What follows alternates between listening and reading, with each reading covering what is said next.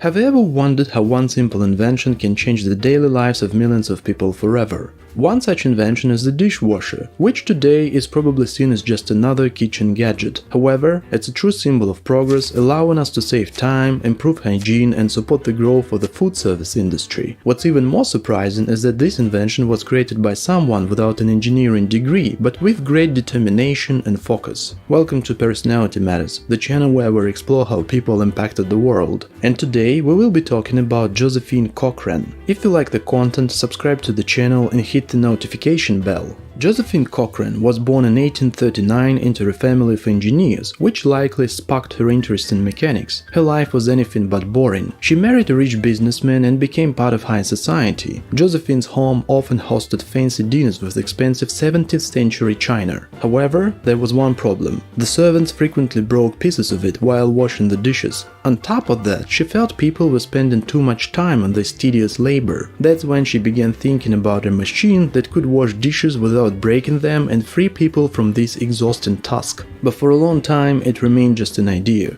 Everything changed after her husband passed away. Josephine was 45 and left with a lot of debt. She realized it was time to take control and act. That's when she remembered her idea for a dishwashing machine. Even though she didn't have any engineering background, she took matters into her own hands. Her plan was simple: build it herself. She famously declared, "If nobody is going to invent a dishwashing machine, I will do it myself." Josephine made drawings, studied how hydraulics worked, and started building a prototype. Her idea was to spray hot water under pressure onto dishes in special baskets. She worked in her shed, testing different designs every day. Her invention faced many problems. Materials broke, parts didn't work right, but Josephine didn't give up. She got help from local craftsmen, tried new materials, and kept improving her designs.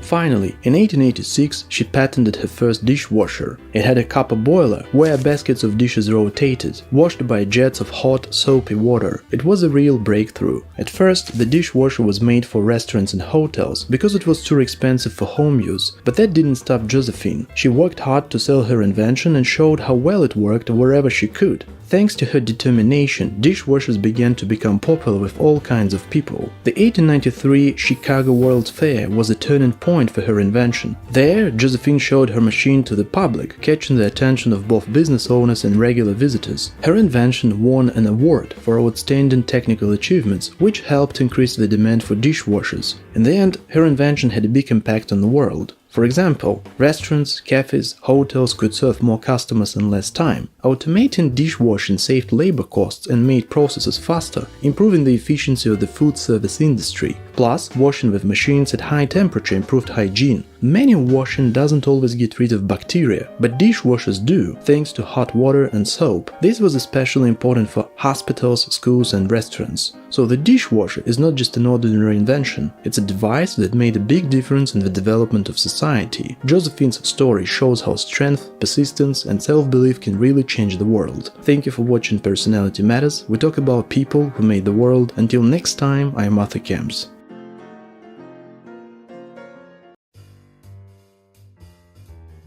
Did you know that one of the greatest medical breakthroughs was discovered almost by accident? Surgery used to be terrifying. Patients were fully awake, in pain, and often restrained. Surgeons had to work quickly before the patient fainted or struggled. Every operation was a gamble, not just for the patient, but for the surgeon too. However, everything changed in the 19th century thanks to one dentist whose curiosity led to the discovery of anesthesia. Our hero, William Morton, was a dentist in Boston in the 1840s. Of course, he could not help noticing that dental work was excruciating. Patients had no way to escape the pain of tooth extractions. He was determined to find a solution to alleviate his patients' suffering. He first experimented with nitrous oxide, also called laughing gas. While it made people giddy and lightheaded, it wasn't strong enough to fully block pain. But Morton didn't give up. He learned from chemist Charles Jackson about ether, a chemical known to make people lose sensation when inhaled. Experiments had shown that ether could dull awareness and induce unconsciousness, but no one had ever used it in serious surgery. Morton realized this could be revolutionary. If he could use ether safely, he might finally make pain-free surgery possible. Morton didn't rush to try ether on patients. First, he tested it on himself. Inhaling ether vapor, he noticed he became unconscious for a short time, and then woke up safely. He even tested it on his dog. These experiments gave him the confidence to move forward with human trials. In 1846, he gave the first successful public demonstration of surgical anesthesia. Morton used ether on Edward Gilbert Abbott, who required the removal of a neck tumor. The ether rendered Abbott unconscious during the surgery at Massachusetts General Hospital in Boston. The operation was performed by the surgeon John Collins Warren. When the procedure was complete, Abbott had not felt any pain. Dr. Warren then turned to the astonished audience of doctors and declared, "Gentlemen, this is no humbug." This single moment marked the birth of modern anesthesia, opening the door to safe, pain-free surgery. While others had experimented with substances that dulled pain, Morton's demonstration proved for the first time that anesthesia could be safely and reliably used in real surgery. It is important to note that Morton didn't have modern equipment or guidelines for dosing. He relied on careful observation. Watching his own reactions to ether and later his dog's, he learned how much was needed to induce unconsciousness safely. For patients, he started with small doses and monitored them closely, checking their breathing, skin color, and responsiveness. Only when the patient was fully unconscious did the surgeon begin. Early anesthesia required skill, patience, and constant attention. After Morton's demonstration, news spread quickly. Some doctors were skeptical and early delivery devices were basic, but hospitals in the US and Europe soon began using ether. Later, chloroform was introduced as another option. By the early 1850s, anesthesia had become a standard part of surgery, transforming operations from a terrifying ordeal into a mostly pain-free experience. The discovery saved countless lives and forever changed the way medicine was practiced. What started as a curious lab experiment led to a global medical revolution. Thanks to Morton and the accidental discovery of ether's effects, millions of patients could finally undergo surgery without suffering. The discovery of anesthesia didn't just change surgery, it transformed medicine and society as a whole. Suddenly, doctors could perform longer, more complex operations without the patient screaming in pain or risking shock. Surgeries that were once impossible became routine. Anesthesia also led to the development of modern hospitals and surgical techniques, allowing doctors to focus on precision rather than rushing to minimize suffering. Millions of lives were saved, not just from the surgery itself, but from the ability to treat conditions that were previously untreatable. Beyond medicine, anesthesia changed people's perception of medical care. Fear of surgery decreased dramatically, making patients more willing to seek treatment. It paved the way for advances in obstetrics, dentistry, and emergency medicine, shaping the modern world of healthcare we know today. In short, anesthesia didn't just relieve pain. It redefined what medicine could achieve, making surgery safer, more humane, and far more effective.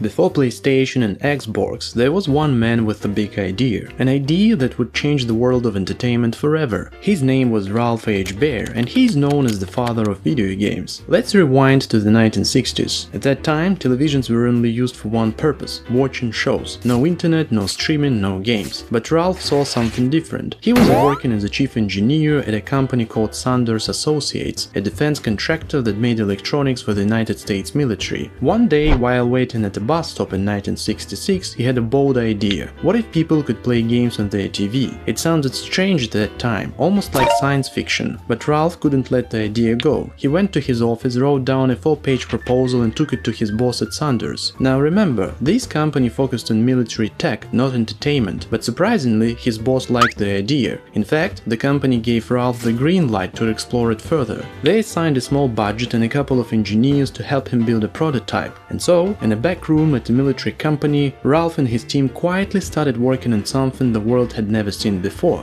By 1967, they had a working prototype called the Brown Box, the very first video game system that worked on a regular TV. That Brown Box would eventually become the Magnavox Odyssey, released in 1972. It was the world's first video game console. Before there were joysticks and motion controls, Odyssey used simple dials and plastic overlays you placed on your TV screen. It had games like table tennis, chase games, and even a light gun shooting game. The graphics were basic, just white lines and dots on a screen, no sound, no music, no score. But for the first time ever, people could interact with their television. When Ralph was developing his first games, Atari wasn't widely known yet. But before long, it would go on to play a major role in video game history. Founded in 1972, Atari focused on building arcade machines, and one of its earliest and most successful games was Pong, a simple table tennis-style arcade game. But a few years earlier, Ralph and his team had already created a very similar game as a part of their brown box prototype. The resemblance was so strong, it seemed like Pong had been completely copied from their prototype. Atari's Pong was a smash hit in arcades. When Atari launched Pong, other companies quickly jumped in and copied the idea, flooding the market with similar games. Magnavox, which owned Ralph's patents through Sanders Associates, sued Atari for patent infringement. Atari initially fought the lawsuit, but eventually settled in 1976, paying $700,000. After that, many other companies were forced to settle as well. In total, Ralph's patents earned millions of dollars in licensing fees, protecting his pioneering work in video games. He kept inventing for the rest of his life. He helped develop dozens of electronic games and toys. One of his most famous creations was Simon, the colorful memory game that became a huge hit in the 1980s. Over his career, Ralph earned more than 150 patents. He kept building, tinkering and inventing into his 80s, often in his basement workshop. In 2006, Ralph was awarded the National Medal of Technology and Innovation, the highest honor an American inventor can receive. He passed away in 2014 at the age of 92, but his legacy lives on in every game we play. Every time you pick up a controller, load a game on your phone, or enter a virtual world, you're experiencing something that started with a simple question: what if people could play games on their TV? Thank you for watching Personality Matters. See you next time. Pasteurization is a crucial food preservation process. This method involves heating foods and beverages to a specific temperature for a set duration. It is needed to eliminate harmful microorganisms such as bacteria and pathogens. Pasteurization was developed by a French scientist, Louis Pasteur, in the mid-19th century. He noticed that wine and beer were susceptible to spoilage because of the presence of microorganisms, which resulted in undesirable flavors and odors. Pasteur demonstrated that by heating wine to a specific temperature, he could kill the spoilage-causing microorganisms without significantly changing the taste of the beverage. Also, Pasteur expanded the use of his discovery by applying the same principles to milk. He introduced a process involving heating milk to around 60 degrees Celsius for a short duration. It allowed to remove harmful bacteria while preserving the quality of the milk. Well, the primary goal of pasteurization was to enhance food safety by reducing the risk of foodborne illnesses. But in addition to safety, pasteurization proved to be vital in extending the shelf life of various perishable products. In essence, pasteurization had a huge impact on our world. It has led to significant improvements in global public health because it minimized the spread of diseases associated with contaminated food and beverages. Another thing is that the worldwide adoption of pasteurization has contributed to the development of food industries and facilitated international trade due to the safety and quality standards of food products.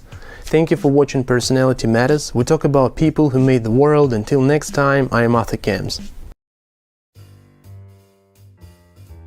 Coffee is the drink that powers millions of mornings across the globe. This beloved beverage has a surprisingly wild origin story, and it all starts with goats. Legend says that over 1,000 years ago, in the Ethiopian highlands, a goat herder named Kaldi noticed something unusual. His goats were eating the red berries of a bush, and suddenly they were full of energy, running, jumping and refusing to sleep. Kaldi tried the berries and felt alert and awake. Without realizing it, he had discovered one of the greatest drinks in human history: coffee. Coffee berries are called cherries, the beans we roast are the seeds inside. The magic of coffee didn't stay in Ethiopia. It spread to Yemen, where Sufi monks brewed it to stay awake during prayer. By the 15th century, coffee houses appeared across the Middle East. They weren't just for drinking coffee, but for conversation, music, storytelling, and even political debate. The very first recorded coffee cafe opened in Constantinople, modern-day Istanbul, in 1555. Soon, cafes became known as the schools of the wise, because they brought people together to share knowledge and ideas. By the 1600s, coffee arrived in Europe. At first it was controversial. Some even called it the bitter invention of Satan. But when Pope Clement VIII tasted it, he declared it too delicious to ban.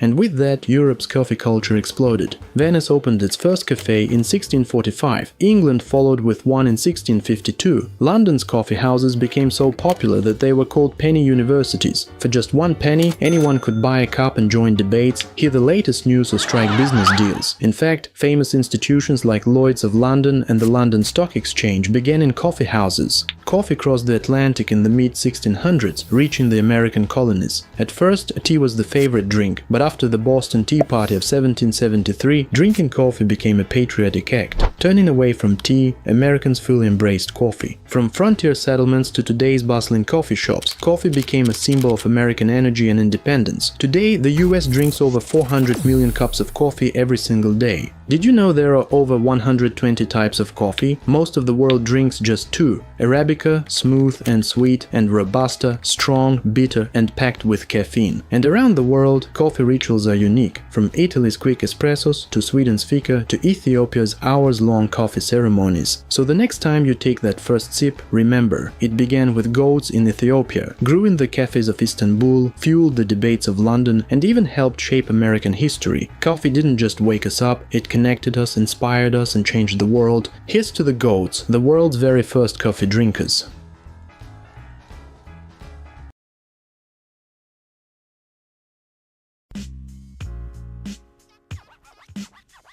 In 1869, a Russian chemist named Dmitri Mendeleev was struggling with a problem that had confused scientists for years: how to organize the known chemical elements in a logical way. At the time, about 60 elements were known. Each had different properties. Some were metals, some were gases, some reacted violently with water, others did almost nothing at all. Chemists could see patterns, but no one had found a clear system. Mendeleev believed there had to be one. He wrote the name and properties of each element on separate cards, almost like playing cards, and spent days arranging and rearranging them on his desk. He tried organizing them by atomic weight. He tried grouping them by similar chemical behavior. He kept moving the cards around, searching for order in the chaos, and then comes the famous story. Exhausted after days of work, Mendeleev fell asleep at his desk. Later, he claimed that in a dream he saw the elements fall into place, arranged in a table where similar properties repeated at regular intervals. When he woke up, he quickly wrote down what he had seen. That vision became the foundation of what we now call the periodic table. But here's what makes the story truly remarkable. Mendeleev didn't just organize the elements that were already known. He left empty spaces in his table. He predicted that elements not yet discovered would one day fill those gaps,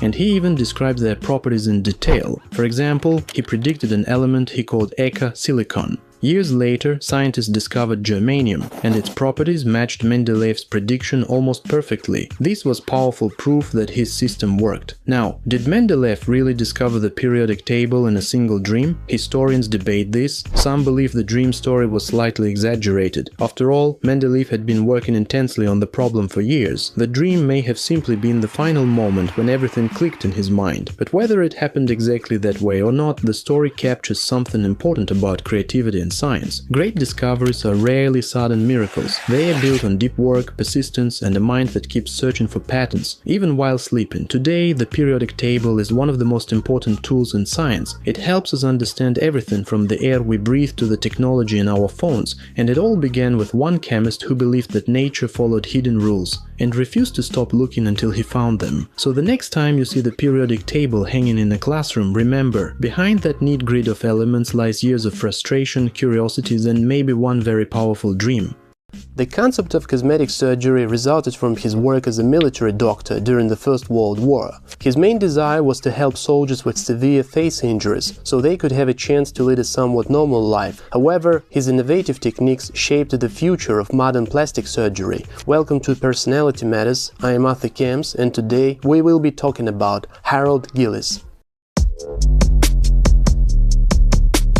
The First World War introduced a mechanized form of warfare that led to severe injuries among soldiers. New weapons like heavy artillery, machine guns, and poison gas caused more severe and widespread injuries than ever before. The culprits for many of these facial and head injuries were shells filled with shrapnel. These shells were designed to cause maximum damage, with hot metal tearing through flesh, creating twisted, ragged wounds, and sometimes even ripping faces off completely. The nature of these injuries during the war was unprecedented and posed serious challenges for medical treatment. Healing facial injuries in wartime was tough. Surgeons often stitched wounds without taking into account lost flesh. It resulted in scars that tightened as they healed, transforming faces into a grimace. Jaw injuries created additional challenges, making it difficult for the patients to eat and drink. Some had to be carefully nursed in a sitting position to prevent suffocation when lying down. For others, injuries led to blindness and left gaps where noses once were. Harold Gillies was a New Zealand native, but during the war served in the British Army.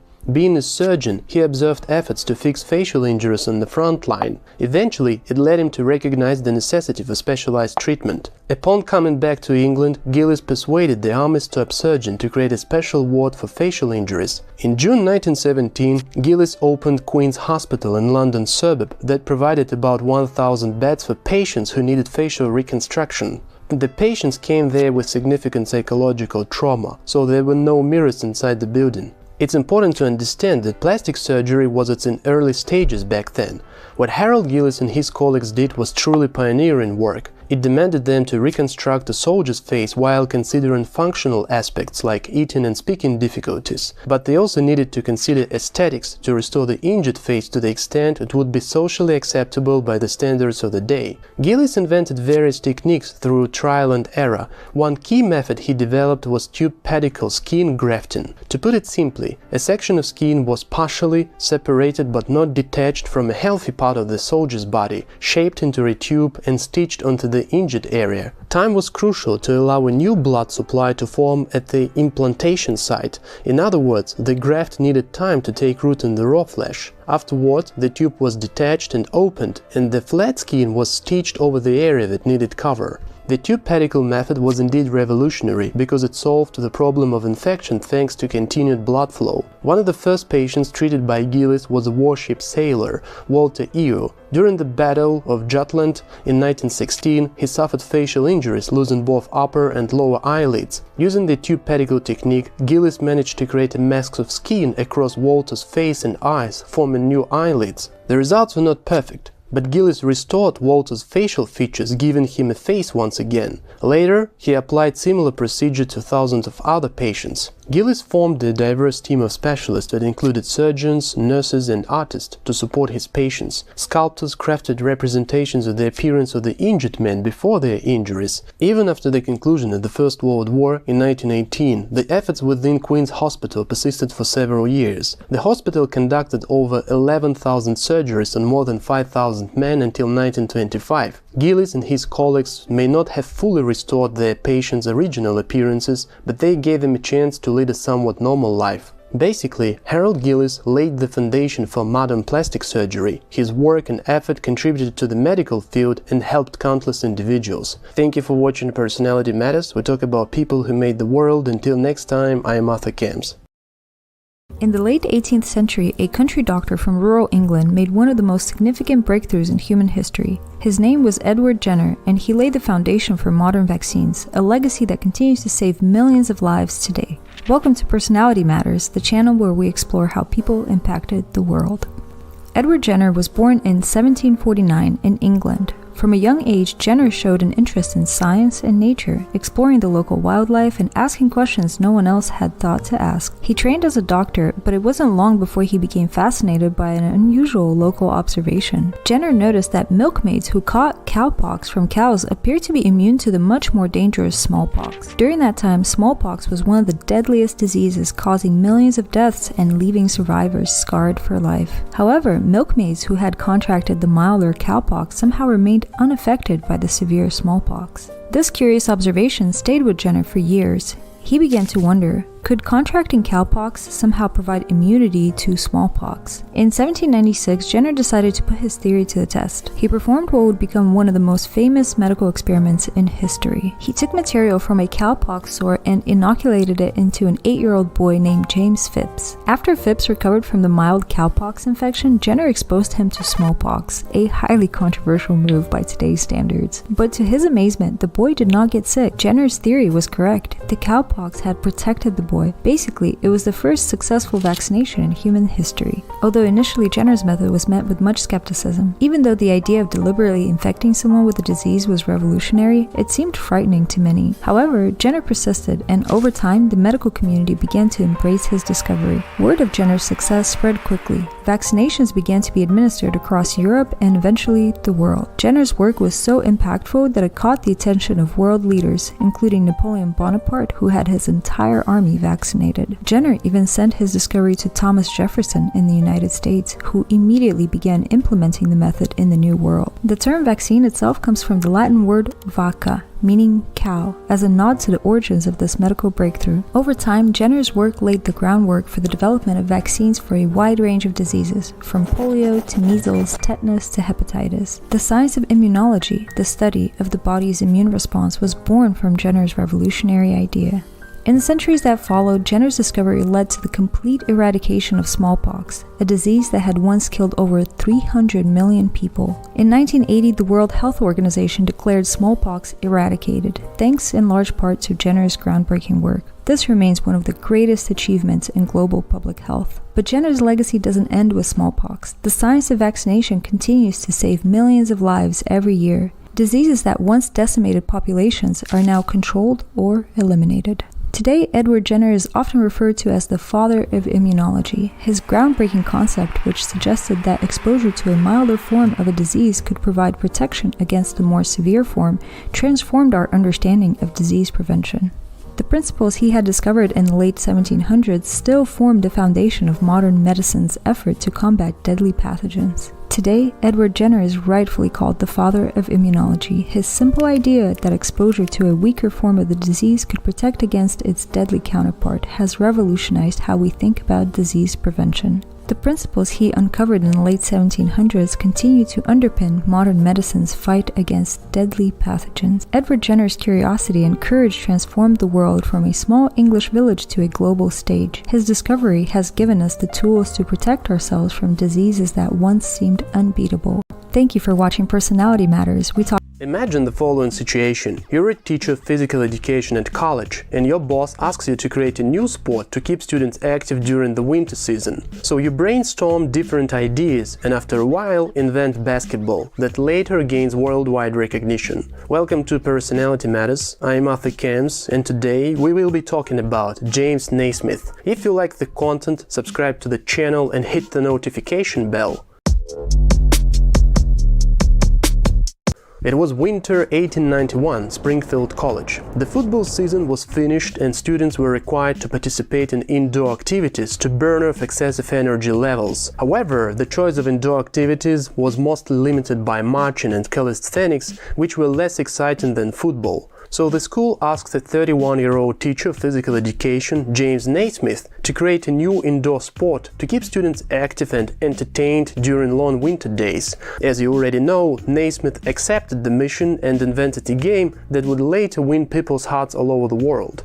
He was largely inspired by a childhood game called Duck on a Rock, which involved throwing a ball to knock a rock off an object. Naismith asked the school janitor for 2 square boxes as goals. Instead, the janitor brought 2 peach baskets. Naismith attached these baskets to the gymnasium balcony's lower rail, one on each side, which happened to be 10 feet high. Students formed teams to score by getting the ball into the basket. A person at each end of the balcony retrieved the ball from the basket to continue the game. So, on December 21, 1891, Naismith gathered 2 teams of players and the very first basketball game began. Initially, Naismith's only rule for the players was to put the soccer ball into the peach basket. However, after the first game, it became obvious that the absence of clear rules led to problems. The first game turned into a brawl.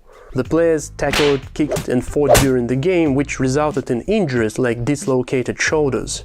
Despite the rough start, the game was enjoyable. After the first match, Naismith was concerned about the safety of the players, but gave in to their requests to play again. To address the issue of safety, he created 13 new rules for the game. These rules were typed up into 2 pages by his secretary and posted in the gym to provide guidance for future games. The key rule was no running with the soccer ball. It had to be thrown or battled from where it was caught. Naismith explained that this rule prevented tackling and fighting. When they played by these rules, there were no injuries and the sport was enjoyable and clean. Despite students suggesting the name Naismith ball, the inventor chose to call the sport basketball.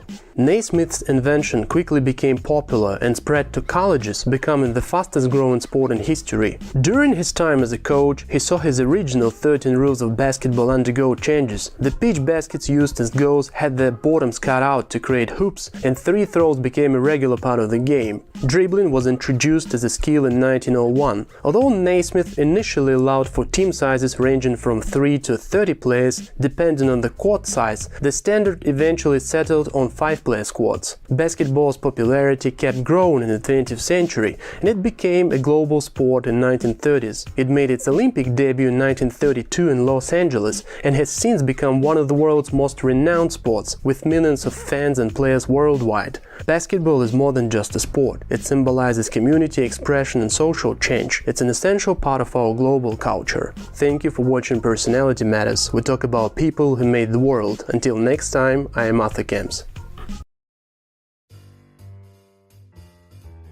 Today, airbags are in almost every car. We rarely notice them until they save a life, but the invention of the airbag is the result of decades of testing, mistakes and innovation. The story begins in the 1950s, a time when car accidents were increasing rapidly, seat belts were not common and vehicle safety was often ignored. After surviving a car accident with his family, an American engineer named John W. Hattrick imagined a cushion that could inflate during a crash and protect passengers. In 1951, he patented the first airbag system, which used compressed air. Around the same time, in Germany, engineer Walter Linderer was working on a similar idea. His airbag could be triggered by a collision or even manually by the driver. However, these early airbags had a serious flaw. They were too slow. In a real crash, everything happens in milliseconds. A protection system must react almost instantly, and compressed air simply couldn't inflate the bag fast enough. The real breakthrough came in the 1960s, with the arrival of better sensors and electronics. In 1967, American inventor Alan Breed developed a new crash sensor that could detect a sudden deceleration immediately. This sensor sent a signal to the airbag system in a fraction of a second, making airbags practical for real-world use. So, how does an airbag actually work? Inside your car, there are crash sensors placed in different locations. When a serious collision happens, these sensors detect a sudden change in speed. If the impact is strong enough, the system activates the airbag. At that moment, an inflator triggers a rapid chemical reaction. This reaction produces a large amount of gas, usually nitrogen, in an instant. The gas fills the airbag, causing it to inflate in about 20 to 30 milliseconds, faster than the blink of an eye. The airbag bursts out of its compartment, usually from the steering wheel, dashboard, or side of the car, and forms a soft cushion between the passenger and hard surfaces like the steering wheel or windshield. Importantly, the airbag does not stay inflated. Tiny holes in the fabric allow the gas to escape almost immediately. This controlled deflation helps absorb the energy of the crash and reduces the force on the body. Airbags are designed to work together with seat belts, not replace them. Seat belts hold you in place, while the airbag reduces the impact to your head and chest. Without a seat belt, an airbag can actually be dangerous. In the 1970s and 1980s, car manufacturers began installing airbags more widely, mainly in high-end vehicles. At first, there were concerns about injuries, especially for children and smaller adults. This led to major improvements. Modern airbags are much smarter. They can adjust how strongly they inflate based on crash severity, seat position, and passenger weight. Today's cars can include front airbags, side airbags, curtain airbags, knee airbags, and even rear seat airbags. Since becoming standard in the 1990s, airbags have saved millions of lives worldwide. What started as a simple idea in the 1950s is now one of the most important safety inventions in automotive history. Despite his humble beginnings, he became a key figure in transforming how people and goods move around the world. He was a true genius who revolutionized transportation, making it faster and more affordable. It is not by coincidence he is referred to as the father of modern railways. Welcome to Personality Matters, the channel where we explore how people impacted the world. Today, we will be talking about George Stephenson. If you like the content, subscribe to the channel and hit the notification bell. In the early 19th century, George Stephenson worked as a colliery engineer in a coal mining region of northern England, where he gained recognition for his engineering skills. During this time, transporting coal was a significant challenge, as it typically relied on horses or stationary engines, which were slow and inefficient. Stephenson aimed to develop a powerful locomotive capable of moving heavy coal loads along tracks. At that time, there was already a locomotive designed by an engineer, Richard Trevithick, for this purpose. However, it had practical limitations. It faced challenges with adhesion and frequently slipped on the rails, partly because it was heavy and used smooth wheels on smooth rails without maximizing traction.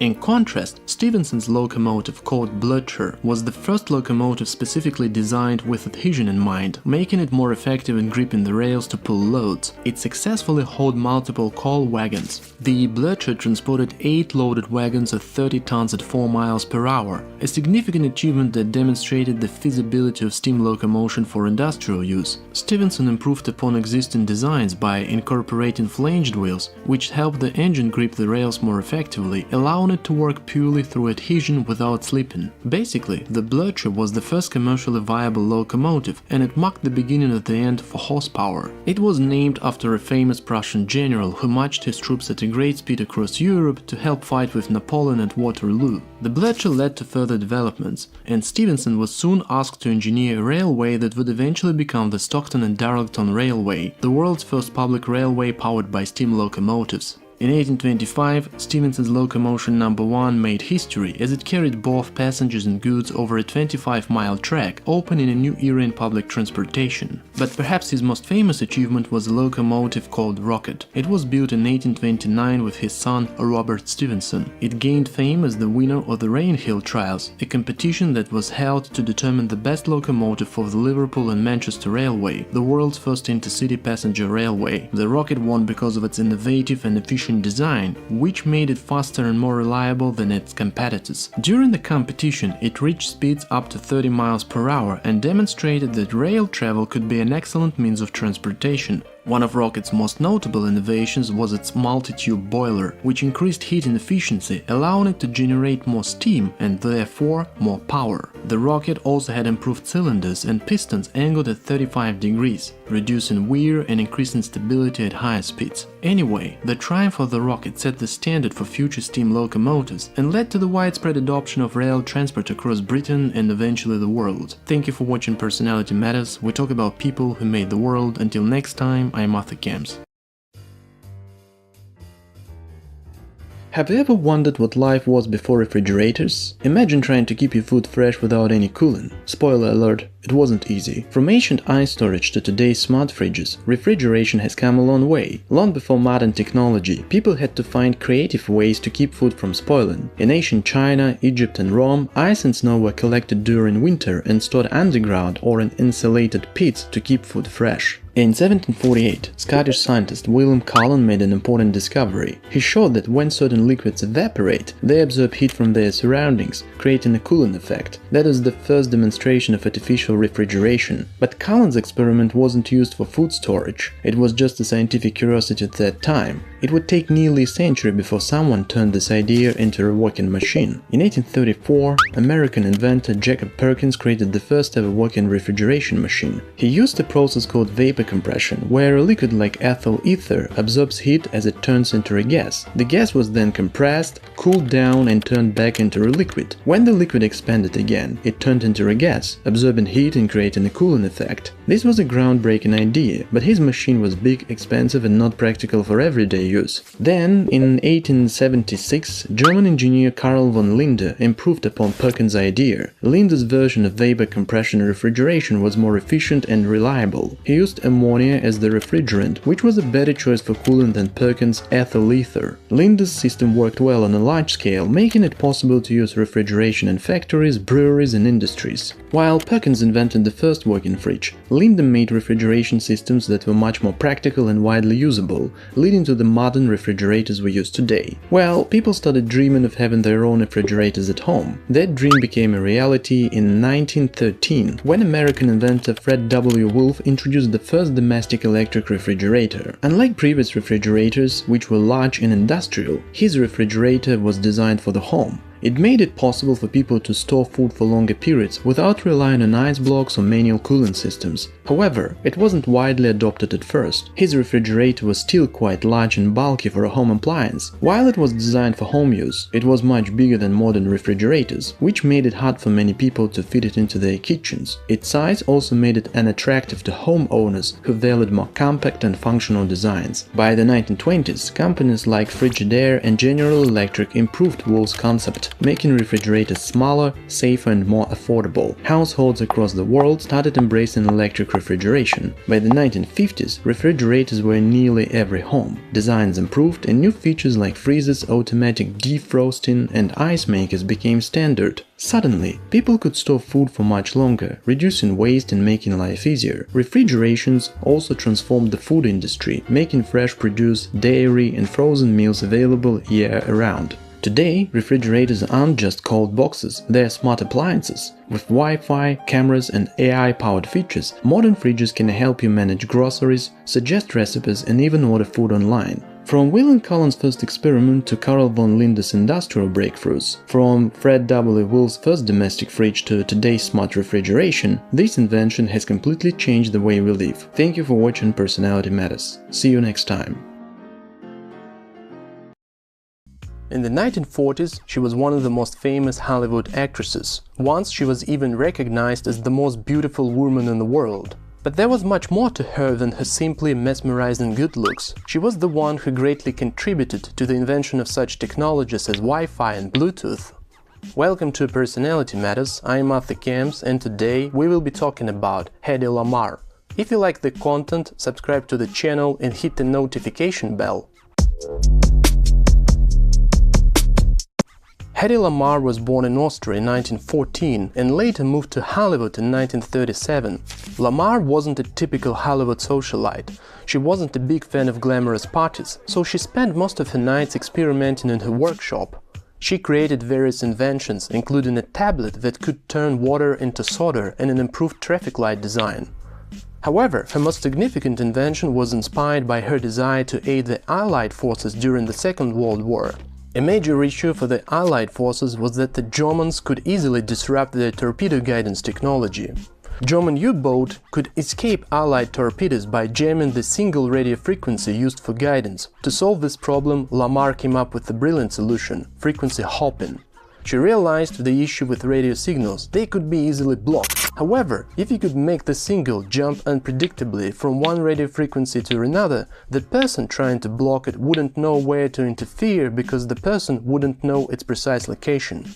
The challenging part was to make sure that the frequency changes matched the timing of the radio transmitter that guided the torpedo. If they were not perfectly in sync, the torpedo would miss its target shortly after being launched. To tackle this challenge, Hedy Lamarr joined efforts with George Antheil, who was a composer and inventor. Using her technical knowledge and his mechanical expertise, they created a device similar to play a piano roll. This device ensured that the torpedo and the ship's transmitter stayed perfectly synchronized as they hopped between frequencies. Their innovative solution was so impressive that they even received a patent for it in 1942. However, the invention wasn't used by the US Navy in the Second World War, but it did come into play during the Cuban Missile Crisis for radio transmissions. Even more importantly, her frequency hopping concept became the basis for many of the radio technologies we use today. We see frequency hopping in Bluetooth on many devices. Also, it was used in early Wi-Fi and is the groundwork for the GPS on your smartphone. Well, as you can see, without it, the world would be very different. Sadly, not many people are aware of Hedy Lamarr's contributions to modern technology and her effort in helping the Allied forces during the Second World War. She's mostly remembered as an actress and her groundbreaking work didn't receive the recognition it deserved in her time. Thank you for watching Personality Matters. We talk about people who made the world. Until next time, I am Arthur Camps. It was April 3rd, 1973. He stood on a bustling sidewalk along 6th Avenue in Manhattan. He held in his hand a massive device, the size of a shoebox. With this device, he dialed the first ever public call to inform his main competitor that he was calling from a personal portable cell phone. Needless to say, it was a pivotal moment that marked the birth of mobile communication as we know it today. Welcome to Personality Matters. I am Arthur Camps and today we will be talking about Martin Cooper, the creator of the cell phone. If you like the content, subscribe to the channel and hit the notification bell. During the Second World War, radios got more advanced and held-hand radios became common. These radios were even integrated into military vehicles, but there were limitations to how well they could work. These were large systems that needed a lot of power, had limited coverage, and the networks couldn't support more than a few connections at a time. Even though there were limitations, some companies in the United States and other countries started offering mobile phone systems for cars, and the public was quickly adopting the technology. But there was a growing demand for better mobile phones. To meet the demand, companies began working on a more advanced system. One of such companies was AT&T. Back then, AT&T almost held a monopoly over the American telephone systems. Also, its research arm, Bell Labs, was a powerhouse in the world of telecommunications. So AT&T was in a strong position, but there were determined companies like Motorola, a name you're probably familiar with. Motorola was not about to let AT&T monopolize the cell phone market. They were worried about losing their mobile business, so they decided to take on the challenge. AT&T was on a mission to develop the modern cellular networks we all use today. However, they were facing challenges in making a portable, handheld phone. Their primary focus was on what once we called car phones, although that term is not relevant now that everyone has held-hand phones. So, Motorola assigned Cooper to lead a project to create a cell phone. He believed that cell phones shouldn't be limited to cars, but should be portable. On April 3, 1973, just before a press conference in Manhattan, where he would unveil the groundbreaking device, Cooper conducted a test. He made the very first public cell phone call in history. He stood in a Manhattan sidewalk with a device as large as a brick. From there, he dialed the ever-first public call to one of the heads of AT&T and said, "I'm calling you on a cell phone, but a real cell phone, a personal, handheld, portable cell phone." Getting ahead of AT&T was a huge achievement for the emerging company Motorola. They had challenged a firm that at one point almost held a monopoly over the American telephone systems. However, Motorola needed a decade to overcome technical and regulatory challenges. In 1983, they finally made it to market and launched commercial service with the model priced around $4,000. The phone was called Dynatech. It was bulky, provided 35 minutes of talk time, and needed a 10-hour recharge. Also, it weighed 2.5 pounds and stood at approximately a foot in height. Well, Dynatech was bulky and expensive, but it was a precursor to modern mobile phones. Even though Cooper accepted the title given to him by history, the father of the cell phone, he pointed out that the honor should be shared with other people who worked together with him. Thank you for watching Personality Matters. We talk about people who made the world. Until next time, I am Arthur Kems. Have you ever wondered how we know that your eye color might come from your mother, or that your height may be influenced by your father? Today, we're going back to the 19th century to meet a quiet monk whose curiosity about pea plants changed the entire world of science. His name was Gregor Mendel, and he is known today as the father of genetics. Gregor Mendel was born in 1822 in what is now the Czech Republic. He grew up on a small farm and showed early talent in mathematics and science. Despite financial struggles, he eventually joined an Augustinian monastery, partly because the monastery offered something rare for the time, a strong scientific community. For Mendel, being a monk wasn't only about prayer, it also meant access to books, time for research, and a peaceful garden where he could experiment. In the monastery's garden, Mendel started working with something simple, pea plants, but his approach was anything but simple. He noticed that pea plants had clear, easy-to-compare traits, tall or short, green seeds or yellow seeds, smooth or wrinkled. Mendel grew thousands of plants and tracked them over many generations. For each experiment, he carefully cross-pollinated plants and recorded the traits of their offspring.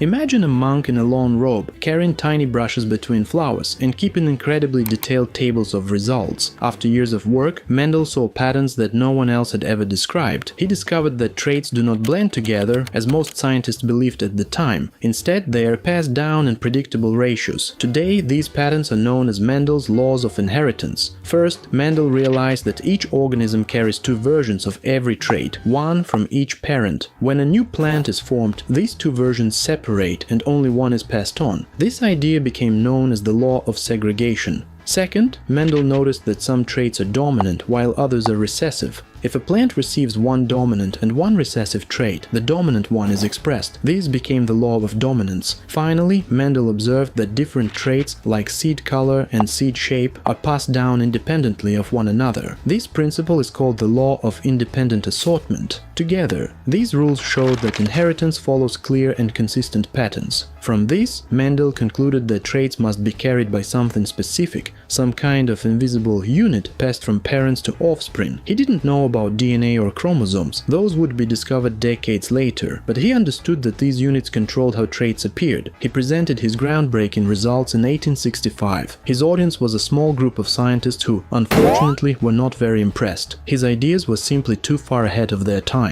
Without microscopes powerful enough to see chromosomes, and without any knowledge of DNA, most people couldn't understand what Mendel had discovered. After publishing his work, Mendel quietly returned to monastery life. He eventually became head of the monastery, which left him little time for research. For more than 30 years, Mendel's work remained almost completely unknown. It wasn't until 1900, long after his death, that 3 scientists independently rediscovered his research: Hugo de Vries, Karl Correns and Erich von Tschermak. They realized the importance of his experiments and confirmed the patterns of inheritance he had discovered. Suddenly, Mendel was recognized as a scientific visionary. His units of inheritance were renamed genes, and his laws became the foundation of modern genetics. Thanks to Mendel, we now understand how diseases are passed down, why children resemble their parents, how evolution works at a genetic level, and how we can breed plants and animals more efficiently. From genetic testing to personalized medicine to modern agriculture, nearly every field of biology traces back to his humble pea plant experiments. Gregor Mendel never lived to see the impact of his discoveries, but today he is remembered as the monk who unlocked the secret code of life itself. From a small monastery garden, he planted the seeds of modern genetics, and the entire world grew from them.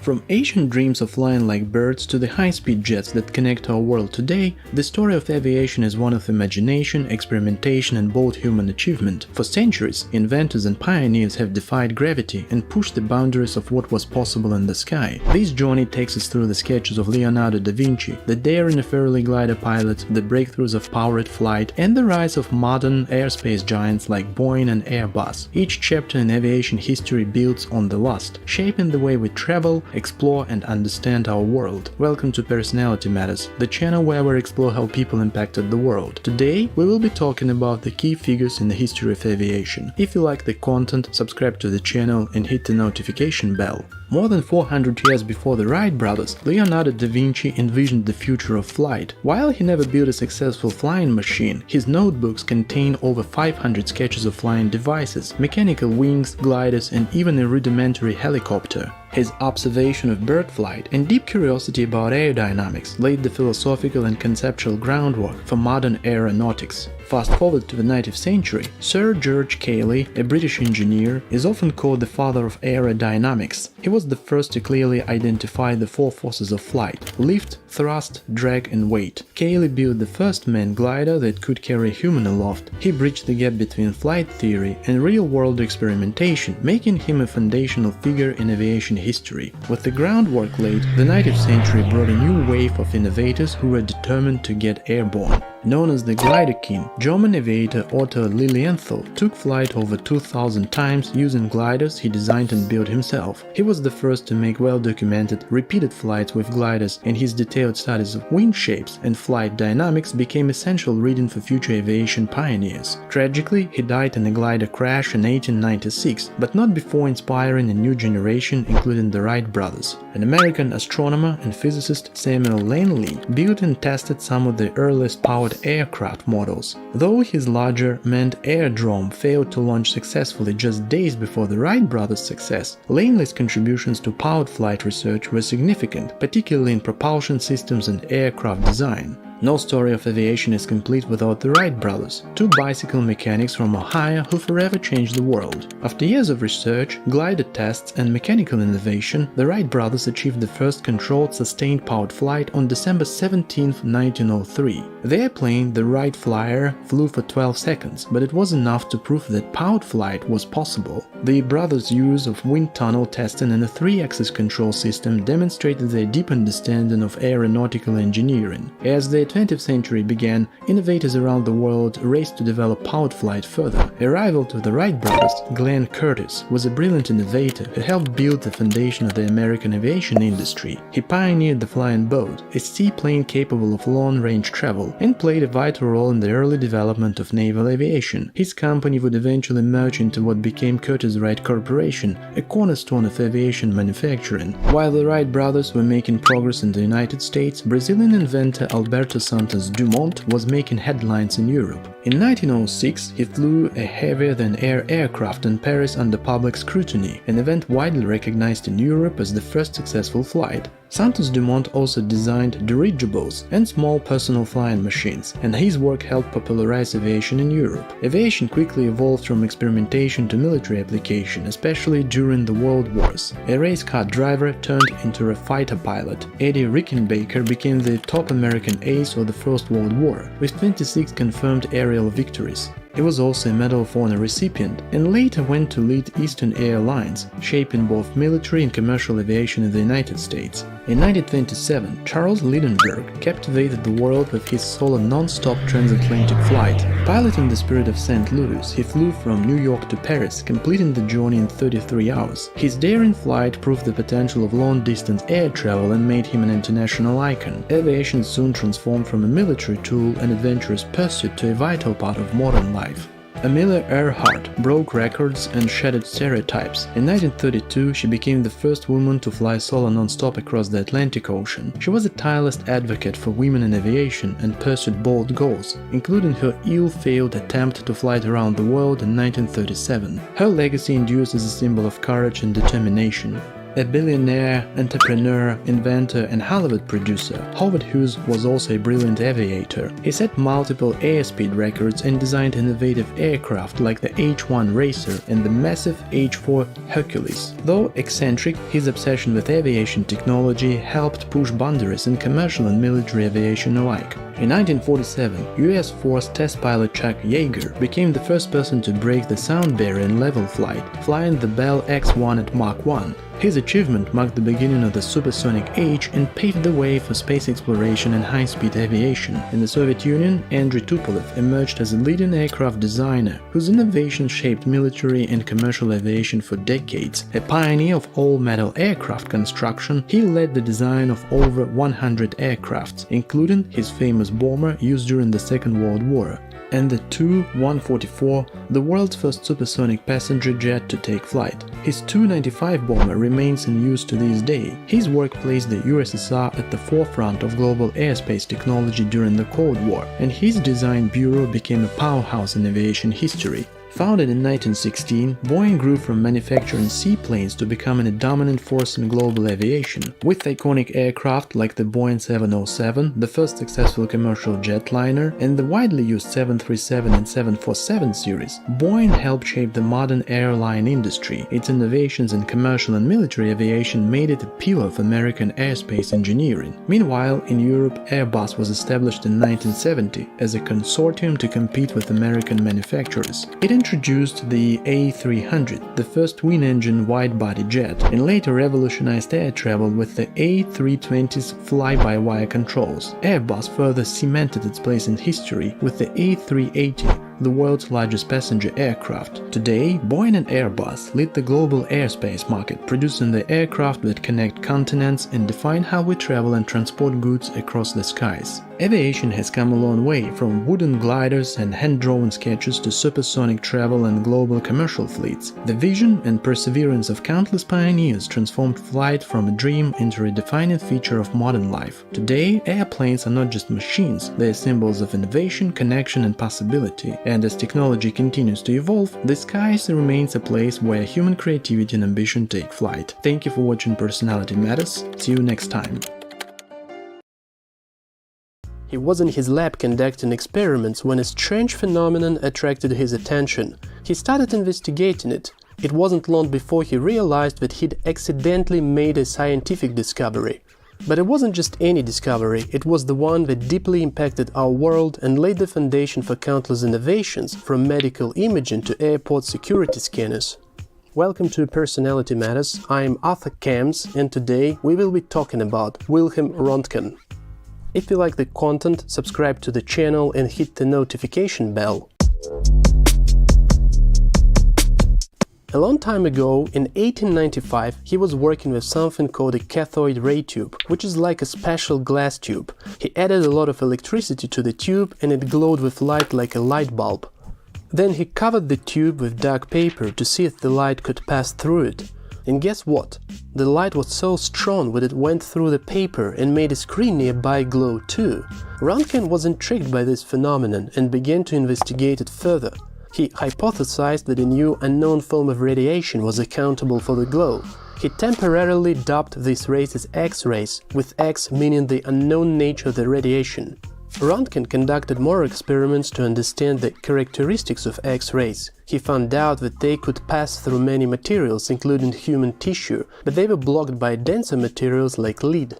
Roentgen's curiosity led him to create the first X-ray image, so he captured the image of the bones of his wife's hand. When she saw this strange picture, she was so surprised and scared that she even cried. Well, to a certain extent, it was like a magical picture that could show things that our eyes can't see. But this picture was a historic breakthrough. Roentgen's discovery quickly gained attention and earned him the first Nobel Prize in Physics in 1901. In essence, X-rays deeply impacted various fields of human activity, for instance, medicine. They helped doctors look inside the body without surgery, so they could find things like broken bones and illnesses. Another field where X-rays are largely used is science. X-rays provided a new tool for scientific research. They allowed scientists to study the internal structure of matter at the atomic and molecular level, leading to breakthroughs in fields like chemistry, physics, and material science. In addition, X-rays are used in various industries for non-destructive testing, ensuring the safety and quality of products. They're also employed in security systems to detect concealed objects, which significantly enhance public safety. As you can see, the accidental discovery of X-rays played a pivotal role in our understanding of the world around us and had a profound impact on various aspects of our lives. Thank you for watching Personality Matters. We talk about people who made the world. Until next time, I am Arthur Camps.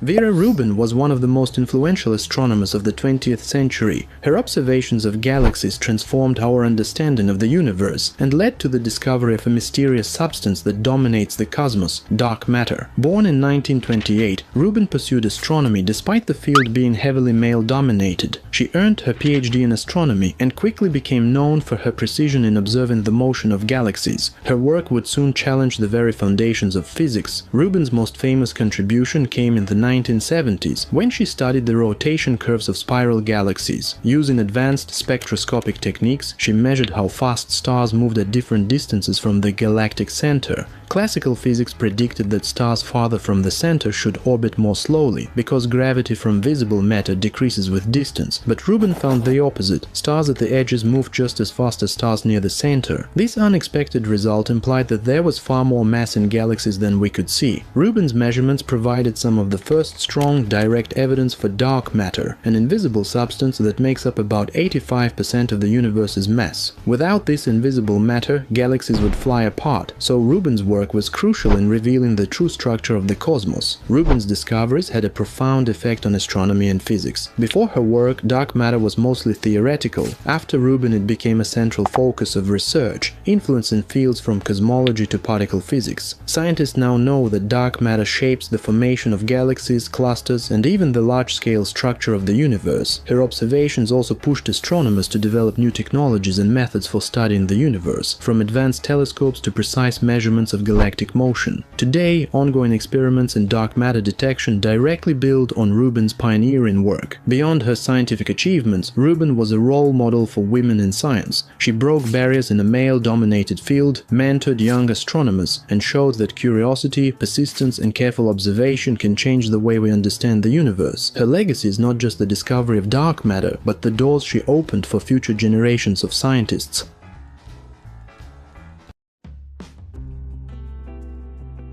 For centuries, ships went a long way around the bottom of the world, through the icy storms of Cape Horn, to move between the Atlantic and Pacific. The trip could add 8,000 miles in many months. From the moment Europeans reached the Americas, one question stuck with explorers and empires: could we make a shortcut through the narrow middle of the New World? The Spanish dreamed of it in the 1500s. In the 1800s, Americans felt the need during the gold rush. But the first big attempt came from a French giant, the builder of the Suez Canal, Ferdinand de Lesseps. After Suez, de Lesseps thought Panama would be the same, a simple sea-level canal. But Panama wasn't Egypt. There was no dry desert, only thick, living jungle. Trees crowded the work, roots grabbed machines, vines hid markers, and the heat made every hour heavy. Rain came hard and often, turning dirt into mud and trenches into slides, with walls falling as fast as crews dug them. Rivers rose without warning. The Chagres could go from calm to wild in one night, washing away months of work in a muddy rush. Then came the enemies no one saw, mosquitoes carrying yellow fever and malaria. They spread through the camps, emptied work crews and killed thousands. Hospitals filled. The neat line de Lesseps drew on a map became a grind of mud, sickness and lessons, proof that this place needed a new plan, new tools and a new fight. From 1881 to 1889, the French effort burned through money and hope. Machines rusted, payrolls grew, and debts piled up as deadlines slipped. Good cheer turned into investigations and bad press. The project failed, part tragedy, part scandal, leaving bent steel, broken spirits, and a hard truth: nature would not be forced. Then came the United States, and President Theodore Roosevelt, a leader who liked big sticks and bigger projects. The US bought the French assets, backed Panama's break from Colombia, and took control of a 10-mile wide strip, the Panama Canal Zone. But the real turning point wasn't politics, it was science. With new proof that mosquitoes spread disease, Dr. William Gorgas fought an enemy smaller than a thumbnail. He drained swamps, fumigated houses, and put screens on windows. Slowly, death rates fell. The jungle still tested people and machines, but it wasn't a graveyard with a work site attached. Under Chief Engineer John Stevens and later George W. Goethals, the plan changed. No sea-level canal, instead a staircase of water. The Chagres River would be controlled by the Gatun Dam, the largest earth dam of its time, creating Gatun Lake, a man-made sea in the hills. Huge concrete locks, giants of engineering, would lift ships 85 feet up and lower them down their other side. The Culebra Cut, 9 miles of rock and clay, was the toughest stretch. Landslides erased months of work overnight. The answer? More dynamite, more shovels, more trains. It was a fight with the ground itself, 1 inch by inch. And behind the names of presidents and engineers were the people who did the digging. Tens of thousands of workers, many from the Caribbean, endured brutal heat, unfair pay and harsh segregation under the gold roll and silver roll. Their sweat, labor, and too often their lives drove the progress. Their names sit in faded ledgers, but their legacy rides with every ship that crosses the isthmus. On August 15, 1914, as Europe fell into World War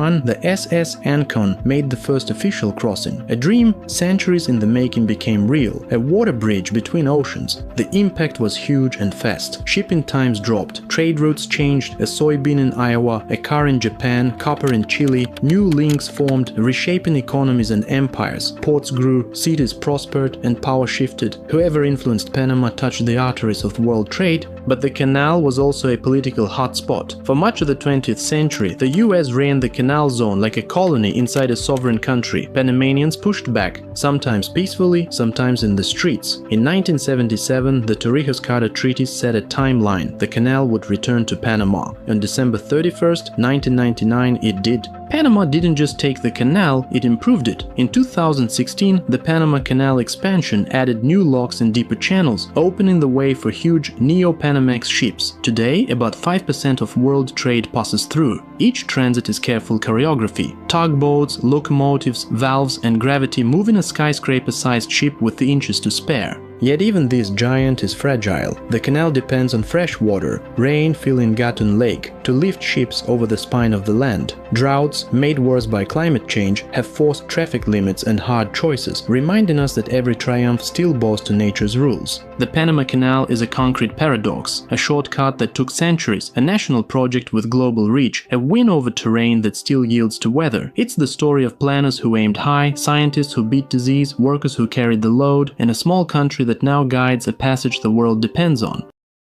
Optical tools such as lenses, glasses, microscopes and telescopes have played a significant role throughout human history. Lenses are integral to many devices as they help to focus light and improve vision. Glasses enhance people's ability to see, which improves their quality of life. Microscopes enable us to explore tiny organisms, leading to advancements in medicine and science. Telescopes broaden our knowledge about the universe by allowing us to see distant stars and planets. These tools have facilitated human understanding of the world and continue to drive progress in various fields. So let's talk about the people behind these inventions. Welcome to Personality Matters, the channel where we explore how people impacted the world. If you like the content, subscribe to the channel and hit the notification bell.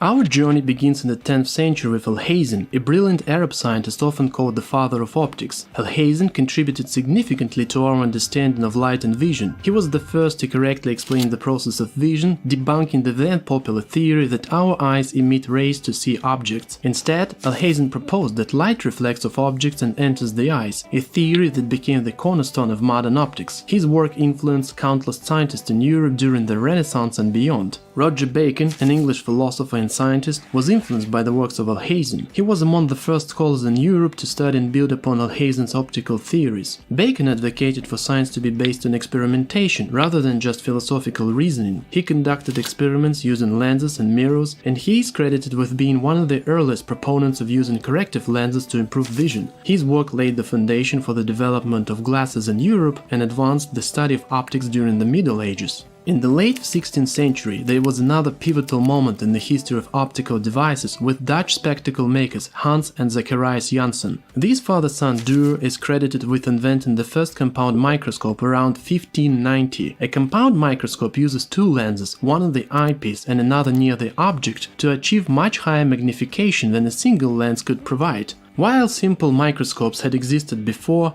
their invention allowed for much more detailed observation of tiny objects and opened up a new world of scientific exploration. Their work laid the foundation for advances in biology and medicine. Hans Lippershey is widely recognized for inventing the first practical telescope in 1608. Even though the concept of using lenses to magnify distant objects was not entirely new, he was the first to create a device that could be easily used for this purpose. His invention revolutionized astronomy, allowing scientists like Galileo Galilei to make groundbreaking discoveries about our solar system, including the moons of Jupiter and the phases of Venus. Although his name isn't as well known as some of his successors, his contributions to optics is undeniable.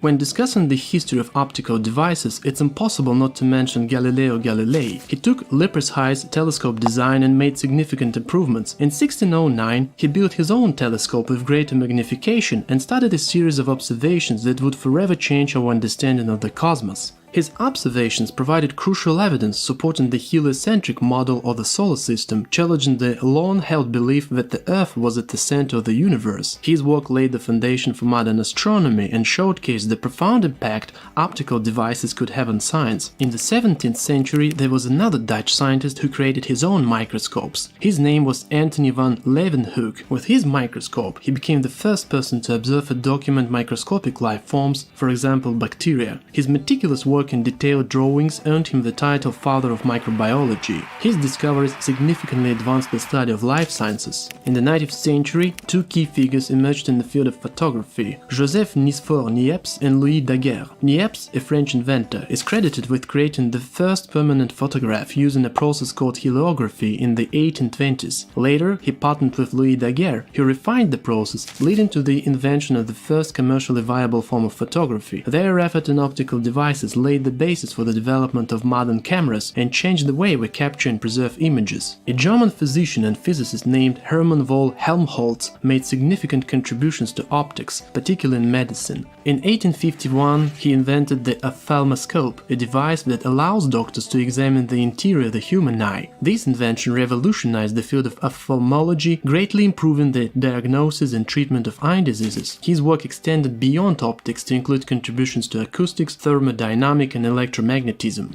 One of the most significant advancements in optics was the invention of the electron microscope. In 1931, German scientists Ernst Ruska and Max Noll developed the first electron microscope. Unlike traditional light microscopes, electron microscopes use beams of electrons to achieve much higher resolutions, allowing scientists to observe structures at the nanometer scale. This breakthrough opened up new possibilities in fields like biology, material science, and nanotechnology. In the 1950s, British scientist Harold Hopkins and his team developed the first practical fiber optic imaging system. This technology uses thin strands of glass and plastic fiber to transit light over long distances with minimal loss. Fiber optics revolutionized communications, leading to the creation of high-speed internet and advanced medical imaging techniques such as endoscopy. Today, fiber optics are essential to modern communication networks and continue to evolve with ongoing research into faster, more efficient data transmission methods. The invention of the laser in 1960 by American physicist Theodore Maiman marked another pivotal moment in the history of optics. Lasers produce highly concentrated beams of light that can be precisely controlled, making them valuable in a wide range of applications. From medical procedures like LASIK eye surgery to industrial processes such as cutting and welding, lasers have become an indispensable tool in modern technology. In addition, they are crucial in scientific research, enabling advances in fields like holography and quantum computing. The 20th century also saw tremendous advancements in optical lenses for photography and cinematography. Companies like Carl Zeiss and Leica developed high-quality lenses that allowed photographers and filmmakers to capture images with greater clarity and precision. The development of zoom lenses, anti-reflective coatings, and computer-aided lens design significantly improved the performance of cameras and projectors. These advancements have shaped the visual arts and contributed to the evolution of cinema and photography as we know them today. The history of optical devices is rich with innovation, driven by the curiosity and ingenuity of remarkable scientists. From Alhazen's early theories of vision to the revolutionary technologies of the 20th century, these key figures have shaped our understanding of the world and the universe. Thank you for watching Personality Matters. We talk about people who made the world. Until next time, I'm Arthur Kemp. It was an August day in 1888. She took a car without her husband's knowledge and set off on the first long-distance journey. The route of 180 kilometers went from Mannheim to Pforzheim. With this journey, she showed the entire world the practicality and, most importantly, the reliability of the motor vehicle constructed by her husband. What a blessing it is to have a wife like that. Welcome to Personality Matters. My name is Maria Martini. Today we'll be talking about Karl Benz. Karl Benz was born on November 25, 1844 in Germany. He came from a modest family, but despite that, his mother managed to send him to a good grammar school and pay for his education. Karl was supposed to become a civil servant, but the career did not really appeal to him since he was passionate about mechanical engineering. So at the age of 16, he left school and went to study mechanical engineering at university. After graduation, he got involved in building locomotives, which allowed him to have first-hand experience in engineering. Later, he worked for some other companies, changing positions from draftsman to designer, until finally he got to set up his own business. He joined efforts with another mechanical engineer, August Ritter, to create the company Karl Benz and August Ritter in 1871. But soon, Benz realized that he had chanced upon an unreliable partner. So he decided to buy out his partner's shares, and for that he even used the money of his bride, Bertha. In fact, Karl Benz was incredibly lucky to have Bertha. He acknowledged himself that Bertha played a crucial role in his success. He wrote, "In marrying, I was joined by an idealist who knew what she wanted in all things, from the insignificant to the weighty. She was bold and intelligent. She always fostered her husband's ideas and supported him in his activities throughout his life. Together they had 5 children, 2 sons and 3 daughters." Anyways, when his business partner left, things in the company did not get any better. In fact, in the early days, Benz's business was on the brink of going under. But Karl did not give up. He kept working on a new engine, and after numerous attempts, he designed a 2-stroke engine, which was crucial for the survival and future success of his company. In the hopes of creating a solid economic foundation, he opened a gas engine factory in 1882 as a stock company that he equipped with his inventory. but he had little control over the company, and his role in the key decision-making was very limited. Besides, the investors considered selling stationary gas engines as a top priority and took almost no interest in the motor car. Eventually, these circumstances made Benz leave the company. He was short of means and barely made his living, but he later found new investors who dealt in many businesses, like, for instance, bicycles. Anyways, with the help of these new investors, Benz managed to put the two-stroke engine on the market. The engine was hugely popular, which gave Benz economic stability and time to craft the design of a horseless vehicle. At that time, Benz was not the only one who was trying to create an engine to drive vehicles. One of his long-term competitors was a German guy named Gottlieb Daimler. So they were both working towards designing a new engine. Daimler did it better. Benz focused his attention more not on the engine, but on the vehicle that was supposed to be driven by the engine. His idea was not just to put an engine into an existing vehicle. He thought of a motor as an integrated part of a car. For that, he created a three-wheel vehicle, as all other vehicles did not meet up to his requirements. So after months of hard work, he finished his motor car and got to testing. January 29, 1886 is now considered a historical turning point. On this day, he filed a patent for his vehicle with gas engine drive with the patent specification DRP 37435. Why did I say that? Well, not just because I like to say historical moment, but because this is regarded as the first patented motor car. Benz has been years developing his vision of a motor car, and he had finally succeeded. Over the next years, Benz introduced several improved versions of his motor car. One of them, by the way, was tested by his wife Bertha during the legendary 180-kilometer journey we talked about at the beginning. A few weeks after the journey, Benz showed the car to the public audience at the Munich Engineering Exhibition. The car, known as Model 3, got the Grand Gold Medal and became the world's first series-produced automobile. By the end of the 19th century, Benz's company was a stock corporation and the world's leading manufacturer of motor vehicles. The company built 572 vehicles in the 1899 financial year, and then went on to produce 603 the year after. But in 1903, Benz stepped down as chief design manager and remained a member of the board until 1926, when his company merged with another car manufacturer, Daimler DMG. Karl Benz lived a long life. He witnessed the success and the triumph of his ideas about motor transportation. So why is it called Mercedes-Benz? You remember we mentioned the name Daimler? Well, as we said, Daimler was a major competitor to Benz. Together with his business partner William Maybach, Daimler created a company called Daimler Motoren DMG. The company collaborated with a businessman and motor car enthusiast named Emil Jelinek. He signed a contract with DMG on the distribution of Daimler cars and engines. So at one point, it was decided to build a new engine for a race car, and Jelinek, who was largely involved in the project, offered to name the car after his daughter Mercedes.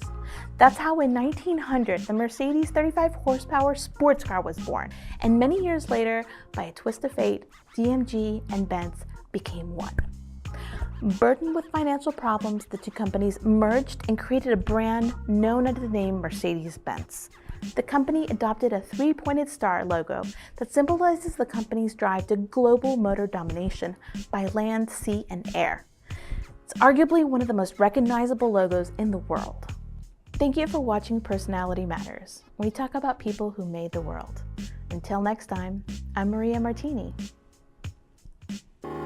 He revolutionized the field of medicine. He managed to make a discovery that not only contributed to scientific progress, but also saved millions of lives worldwide. His dedication and spirit of a pioneer have left an indelible mark on the development of our world. Welcome to Personality Matters. I am Arthur Kams, and today we will be talking about Karl Landsteiner, the scientist who discovered blood groups and blood transfusion. If you like the content, please subscribe to the channel and hit the notification bell. At the dawn of his career, Landsteiner pursued his interest in the emerging field of immunology, and in 1901 he published his discovery of the human blood group system.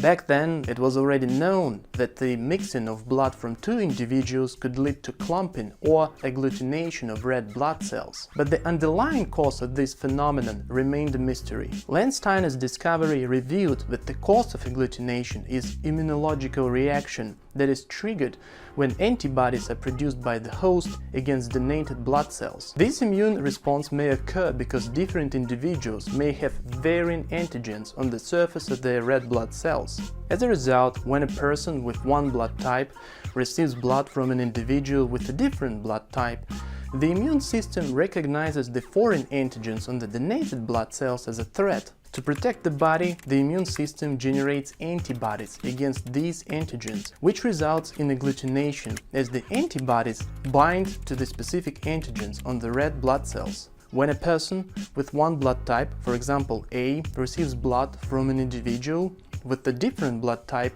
let's say B, the recipient's immune system fails to recognize the B antigens on the donor blood cells. As a result, the immune system perceives these antigens as foreign and potentially harmful, similar to how it would react to an infectious microorganism. Landsteiner's research enabled the identification of blood types, which ultimately facilitated the safe implementation of blood transfusions. Later, in 1940, together with another scientist, Alexander Wiener, Landsteiner discovered the Rh blood group system. The Rh blood group system is a way of categorizing blood based on the presence or absence of the substance called the Rh antigen. The Rh antigen is also known as the rhesus factor and was named after rhesus monkeys, which were used in the initial test to detect this antigen in human blood. Within this system, different types of Rh antigens have been identified, with the most common and important one being Rhd. If someone lacks the Rh antigen, Rh negative, and receives Rh positive blood during a transfusion, their immune system can produce antibodies against the Rh antigen. This can cause the red blood cells to clump together and be destroyed, leading to serious illness or even death. Okay, today we've shared with you a story of the amazing scientist whose discoveries impacted the world. Thank you for watching Personality Matters. We talk about people who made the world. Until next time, I'm Arthur Camps.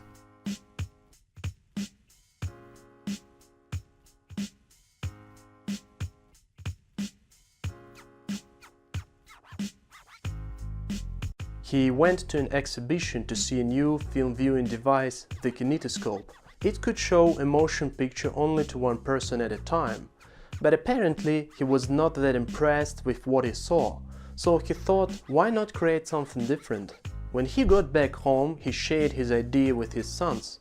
He asked them to design a device that would allow lots of people to watch a movie at the same time. They began to experiment and, a bit later, created something that completely revolutionized the world of art and entertainment. Welcome to Personality Matters. I am Arthur Camps, and today we will be talking about the Lumiere brothers.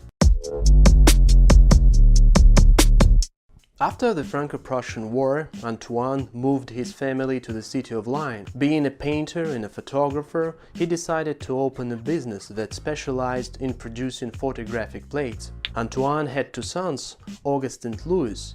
While growing up, they were taking a lively interest in their father's business, particularly Louis. So, at one point, Louis began to experiment with the equipment his father's business produced. Well, the experiments led him to make one photographic innovation. To be more specific, long ago there were so-called wet photographic plates that needed to be developed instantly in the darkroom. Back then, the dry photoplate process existed, but was not quite developed yet. So Louis significantly improved it, which dramatically reduced the need for the darkroom. It also made the life of the photographer much easier, because the photographer could travel further from the darkroom and take more pictures. Anyway, this photographic improvement spurred the growth of Lumiere's family business. Some even say that the business was running on fumes and was about to fall into bankruptcy. But this innovation not only saved it, but turned it into the leading producer of photographic plates in Europe. So never underestimate the talent of your children. Who knows how it may impact your business? 1894, Antoine, the father, was invited to attend an exhibition in Paris, where Thomas Edison and William Dixon demonstrated their new film viewing device, the kinetoscope. It is largely considered as the first film viewing projector. However, the kinetoscope was rather limited in many ways. It was heavy, bulky, and could show a motion picture only to one person at a time. Basically, a person had to watch through a peephole. Anyway, this invention inspired Antoine with an idea to create a device that could project a film onto a screen for a large audience, not just one person. When he got back to line, he shared his idea with his sons and asked them to design a cheaper alternative to the kinetoscope. So the brothers began to do experiments, and by 1895 they created their own device that they simply named the cinematographer.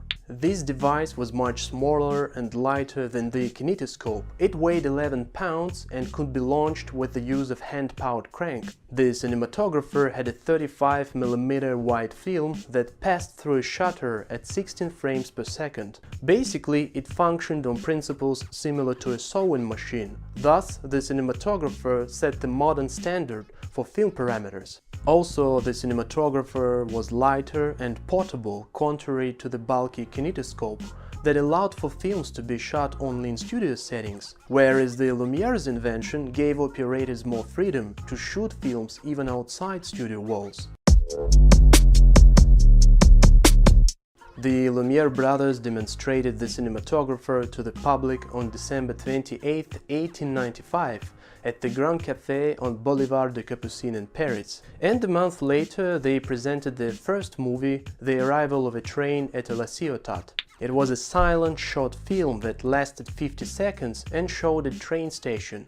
The legend goes that the first spectators who came to see the movie would scream and rush to the back of the theater because it seemed to them that the train was about to run over them. The cinematographer turned out to be a crucial innovation in art and entertainment. Basically, the Lumiere brothers created a new form of pop culture that deeply influenced the world. Interestingly, the Lumiere brothers considered their own invention more like a temporary thing, a short-lasting novelty. Not so long after they presented their first film, Louis said that cinema was an invention without a future. Well, as we all know, this prediction was totally wrong. Within the first 3 decades of the 20th century, cinema swept the whole world. It gave rise to lots of new, creative professions and turned into an organized business. Many people went to look for opportunities in Hollywood. The popularity of movies was growing fast and gave birth to such prominent movie studios as Paramount, MGM, and 20th Century Fox. Even the term superstar was born around that time.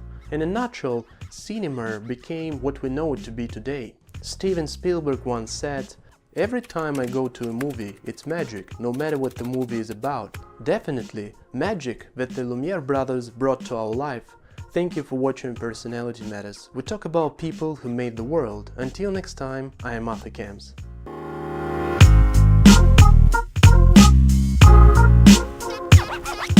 Electricity has played a crucial role in shaping the modern world. It has revolutionized industries, transformed communication and transportation, and fundamentally changed the way we live, work, and interact with the world around us. However, when we think about electricity, the first person who typically comes to mind is Thomas Edison. Although he did play an important role in the development of electric lighting and power systems, he was not the only significant figure in the history of electricity. In fact, advancements in electricity were the result of a collaborative effort that involved the contributions of many other inventors, scientists, and engineers. So let's talk about them today. Welcome to Personality Matters, the channel where we explore how people impacted the world. If you like the content, subscribe to the channel and hit the notification bell.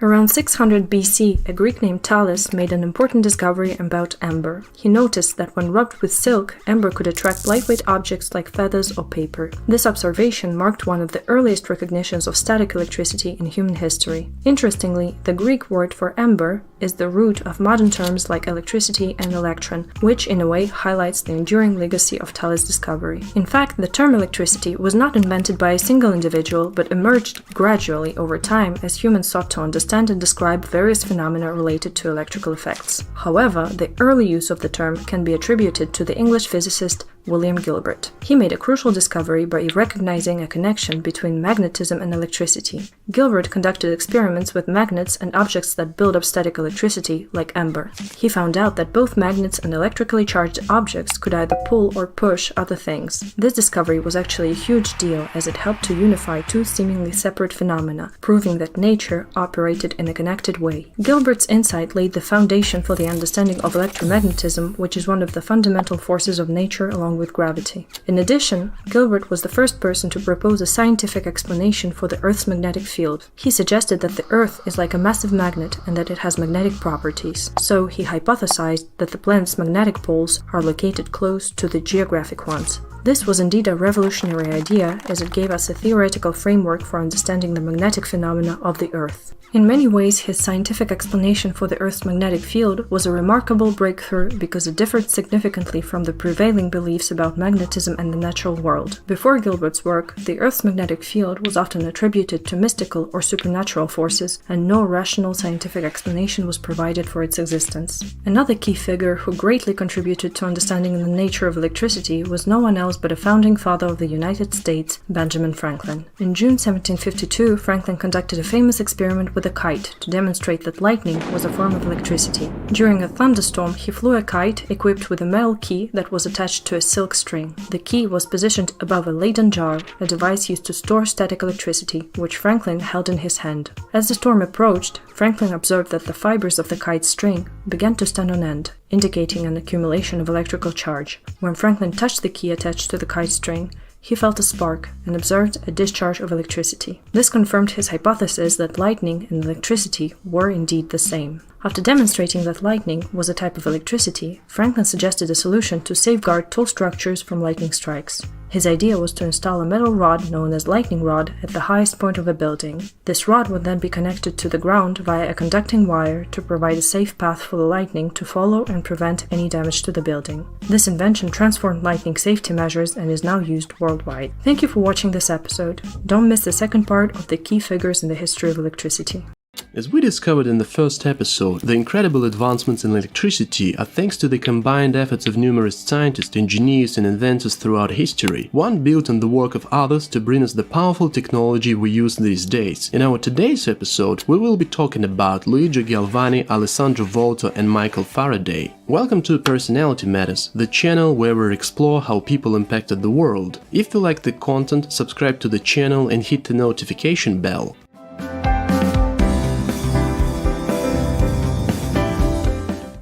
Luigi Galvani conducted lots of experiments with dissected frog legs. These experiments laid the foundation for the concept of galvanism. In simple terms, it refers to generating electrical activity in living tissue. Galvani noticed that frog leg muscles twitched when given an electric shock, even if they were not attached to the frog's body. This showed that living things had their own natural electricity. Galvani's experiments with frog legs and metals helped inspire the creation of early batteries. By studying how different metals affected frog legs, he set the stage for Alessandro Volta to invent the first electric battery. As you might have guessed, Alessandro Volta's most famous achievement was the creation of the electric battery, which gave us a steady source of continuous electrical current. Volta made a battery called the voltaic pile, using layers of zinc and copper, separated by cardboard soaked in salt water or acid. When he connected the top and bottom of the pile with wires, a steady electric current flowed. This invention was groundbreaking because it showed that electricity could be made through chemical reactions, not just by static electricity from friction. It revolutionized the study and use of electricity, leading to many technological advances, such as the telegraph and electric motors. Michael Faraday is another great scientist who made some important discoveries in the field of electricity. His most famous discovery, made in 1831, is electromagnetic induction. Imagine this: you have a wire and a magnet. If the magnet just sits next to the wire, nothing happens. But Faraday discovered something amazing. When you move the magnet near the wire or move the wire near the magnet, it creates electricity in the wire. This discovery is incredibly important because it's the basic principle behind how most electricity is generated today. In a power plant, giant magnets are moved near coils of wire, and this movement creates electricity flowing through those wires. This electricity then powers our homes, lights, computers and everything else that needs electricity to work. The movement of electric charges is what we call electricity. Also, Faraday formulated two laws of electrolysis in 1833, which describe how electric currents interact with chemical substances. First, let's explain what electrolysis is. It's a process that uses electricity to break down a substance into its basic parts. Through numerous experiments, Faraday discovered two fundamental principles of electricity and chemistry, which were eventually named in his honor: Faraday's first law and Faraday's second law. Faraday's first law stipulates that the more electricity we pass through a substance, the more we get out of it. Think of it like a candy machine. The more you push the button, the more candies you get. So if you're making different kinds of candies, you will get more the heavy ones and fewer of the light ones. Basically, Faraday figured out that the amount of things you get depends on how heavy they are. So if you're making chocolates and cotton candies with your magic machine, you will get more chocolates and fewer cotton candies, because chocolates weight more. Thank you for watching this episode. Don't miss the third part on the key figures in the history of electricity. Electricity has revolutionized the world, powering everything from our homes to our cities. In the first two episodes, we learned that advancements in electricity are the result of collaborative efforts by numerous scientists, engineers, and inventors throughout history. In our today's episode, we will be talking about Nikola Tesla and Thomas Edison. Welcome to Personality Matters, the channel where we explore how people impacted the world. If you like the content, subscribe to the channel and hit the notification bell.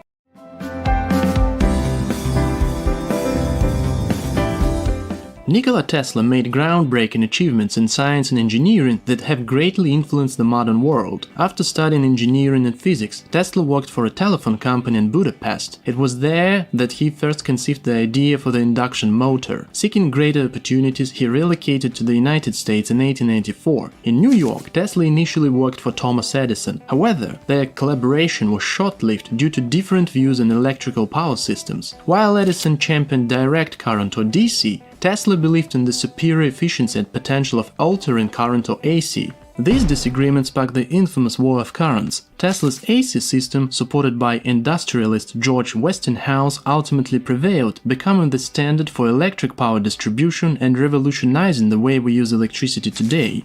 A pivotal moment in Tesla's career was the 1893 World Columbian Exposition in Chicago. Tesla and Westinghouse illuminated the exposition with AC power, demonstrating its safety and efficiency to a global audience and silencing many critics. Among Tesla's many inventions, the Tesla coil stands out as a remarkable achievement. This high-voltage, low-current device is not only a spectacular demonstration of electrical principles but also a foundational element in the development of wireless communication and radio technology. Tesla's pioneering work with radio waves and wireless technology is indeed fascinating. His 1898 demonstration of the remote control boat is often considered one of the earliest examples of modern robotics and wireless communication. It showcased his visionary understanding of the potential of radio waves long before their full implications were widely recognized. Tesla's demonstration took place in Madison Square Garden in New York, where he used a radio transmitter to remotely control a small boat. Tesla's ability to control the boat without any physical connection was a clear illustration of the power and potential of electromagnetic waves. Another monumental achievement was his role in harnessing the power of Niagara Falls. This hydroelectric power plant he helped design was the first large-scale AC power plant in the world, setting the stage for widespread electricity generation and distribution. Niagara Falls Power Project aimed to convert the immense energy of the falls into usable electric power.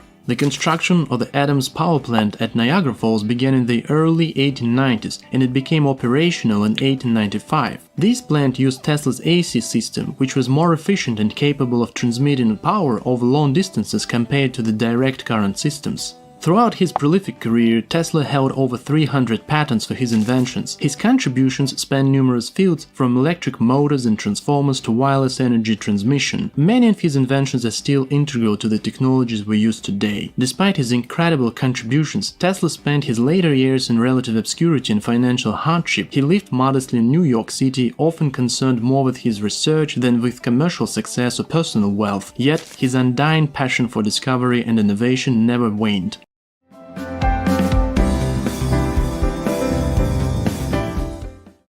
Like Tesla, Thomas Edison showed an early aptitude for technology and invention. Edison's journey began as a telegraph operator, where his fascination with communication technology started. This early experience laid the basis for many of his future innovations. In 1876, Edison established his first laboratory in Menlo Park, New Jersey. Here, he would make some of his most significant contributions to technology and industry. Edison's first major invention was the phonograph in 1877, a device that could record and reproduce sound. This groundbreaking invention earned him the nickname the Wizard of Menlo Park and revolutionized how people experienced music and sound. Edison's most famous invention came in 1879 with the development of the practical incandescent light bulb. While not the first to create a light bulb, Edison's version was the first to be long-lasting and commercially viable, bringing electric light to homes and streets and transforming everyday life. Edison's vision extended beyond just the light bulb. In 1882, he opened the Pearl Street Station in New York City, the first commercial electric power station. This innovation marked the beginning of the electric utility industry, powering homes and businesses and paving the way for modern electric infrastructure. Edison's inventive genius also transformed entertainment. In the 1890s, he developed the kinetoscope, an early motion picture camera, and the kinetograph, a projector. These inventions laid the foundation for the modern film industry and changed how people experienced visual storytelling. Edison continued to innovate in various fields, including battery technology. In addition to his work on power and entertainment, Edison also made significant contributions to office technology. He invented the electric pen, a precursor to modern photocopiers, which revolutionized the way documents were duplicated and disseminated. Throughout his prolific career, Edison held over 1,000 patents for his inventions. His contributions span numerous fields from electric power and sound recording to motion picture and battery technology. Many of his innovations remain integral to the technologies we use today. Edison's legacy lives on, inspiring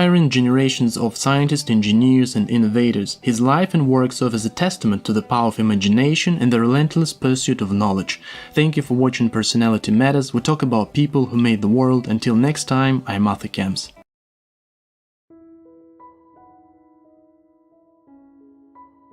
Artificial intelligence is one of the most exciting technologies today. People have been thinking about creating intelligent machines since ancient times. Even Greek philosophers wondered if human intelligence could be copied in mechanical devices. In the Middle Ages and later, scientists and inventors built machines to help with human tasks. For example, in the 17th century, Blaise Pascal invented the first mechanical calculator. In the 19th century, Joseph-Marie Jacquard created the loom that used punch cards to control the weaving process. But the real breakthrough happened in the 20th century when computers and algorithms laid the foundation for modern AI.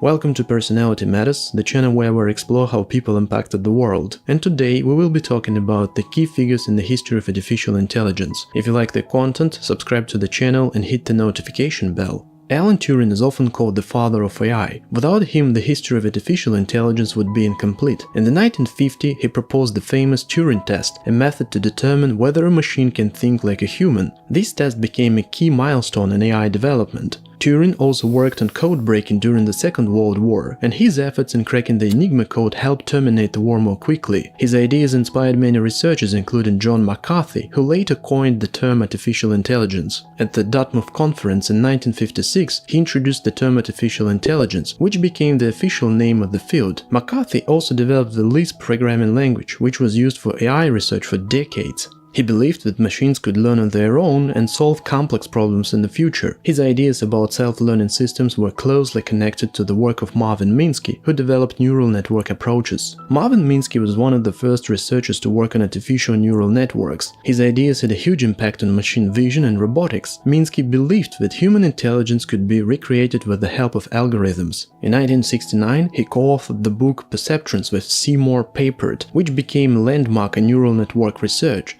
However, this book also pointed out the limitations of single-layer networks, which led to a temporary decline in interest in the field. Later, Frank Rosenblatt proved that these limitations could be overcome with multi-layer networks. Frank Rosenblatt developed the perceptron, the first artificial neural network model capable of learning. A perceptron is a mathematical computer model that mimics how the brain processes information. In 1958, Rosenblatt introduced the Mach 1 perceptron, the first neural computer capable of recognizing simple patterns. networks. While his ideas were initially criticized, they laid the groundwork for modern deep neural networks. Decades later, Geoffrey Hinton built on Rosenblatt's work to develop deep learning. Alexei Ivanchenko, a Soviet scientist who pioneered deep learning long before it became widely recognized. In the 1960s and 1970s, he developed a group method of data handling, which allowed computers to automatically build multi-layer neural networks. His research introduced concepts that later became key in modern AI, including layered architectures and self-organizing networks. Some consider his work to be the first practical demonstration of deep learning.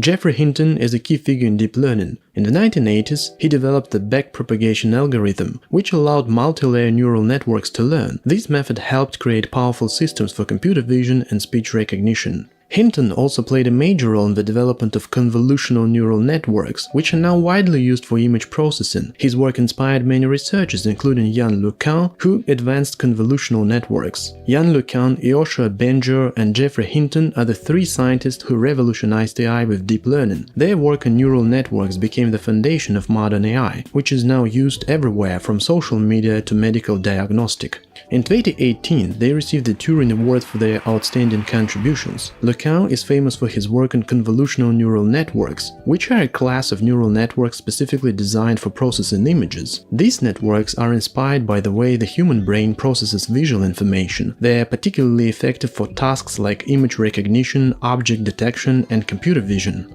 Today, convolutional neural networks are largely used in technologies like self-driving cars, facial recognition, and medical imaging.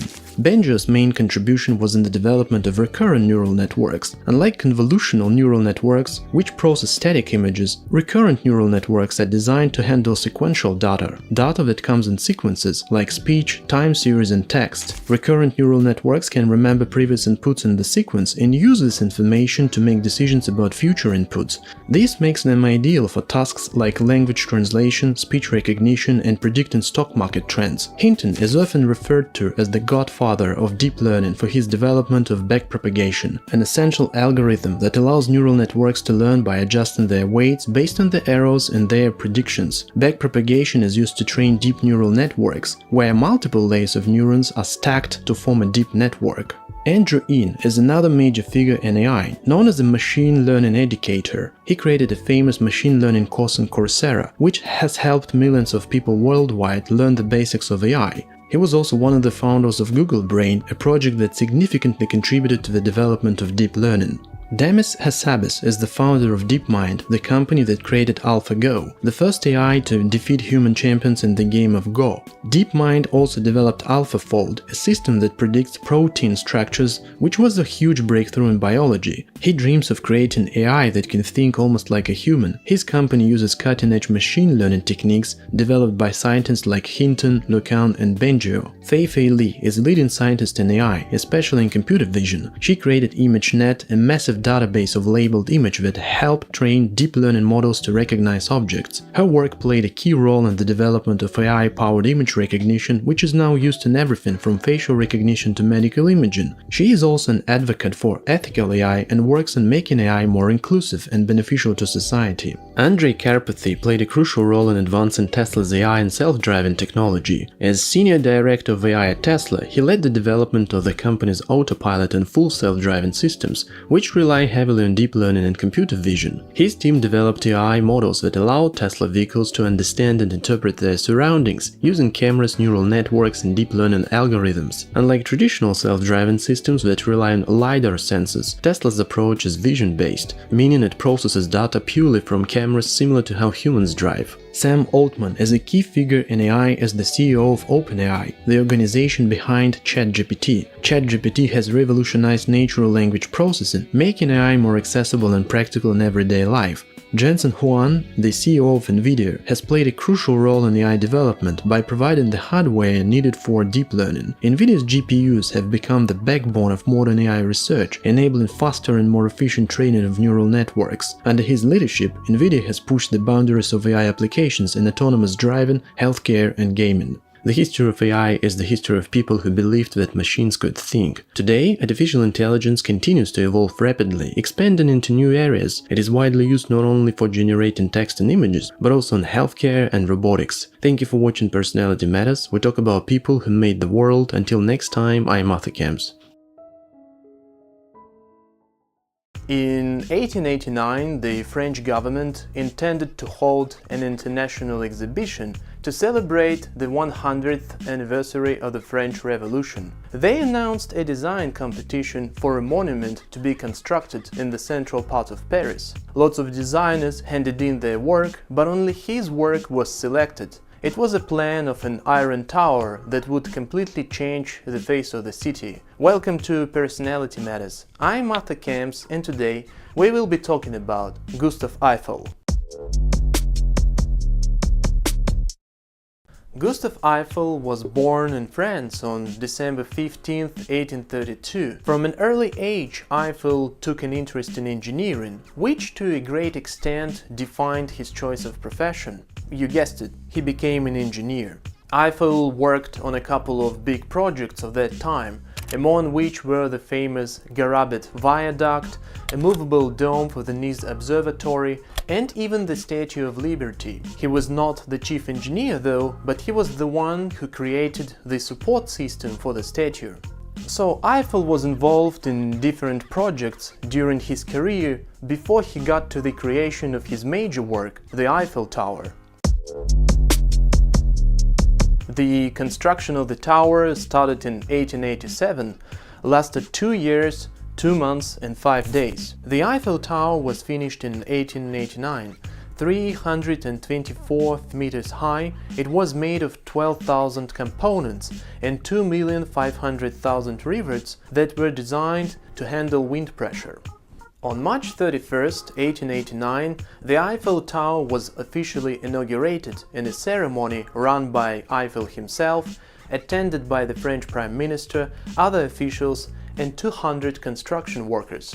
At that time, the Eiffel Tower was not equipped with elevators yet, so Gustave went up the stairs and erected a huge French flag on the top of the tower. After that, there were fireworks, and then Gustave descended. When the Paris International Exposition opened, the tower was a kind of entrance to the big fair. With his extensive experience in constructing bridges, Eiffel showed a huge deal of ingenuity in what concerned the material economy. So, if the metal used in the tower was melted, it would occupy only 2.5 inches deep. Actually, that was not the only way Eiffel demonstrated his genius. Consider this. The Eiffel Tower was not always perceived as one of the major symbols of Paris. Back then, lots of writers and intellectuals spoke out against it and even signed a petition to deconstruct it, as to their view it uglified the city's architectural style. One of the most ardent protesters was a writer named Guy de Maupassant, who by the way was absolutely okay to have lunch at the Tower-based restaurant, but he explained that inside the tower was one of the few places where I could sit and not actually see the tower. Not bad as an explanation. Anyway, Eiffel had to protect his creation during its construction, and especially after it was finished. Fortunately, he had time to do that. Given that he covered 80% of construction costs, he was granted permission to keep the tower for 20 years to recoup the investment before the control over it was taken over by the French government, and the French government wanted to tear down the tower. So Eiffel had to find ways to save his creation and prove its use for something else. Well, it's not by coincidence, people say, if you look for something, you will find it. In a way, Eiffel was lucky that just about that time the world saw the invention of the radio. He quickly realized that the tower could be used as a giant signal receiver, so he put up an antenna atop of the tower and paid for the experiments with wireless telegraphy. Those experiments attracted the attention of the French military, who appreciated the value of the tower being used as a sender and receiver of wireless messages. When the time came to demolish the tower, the French military convinced the government to postpone the demolition, pointing out the radio potential of the tower.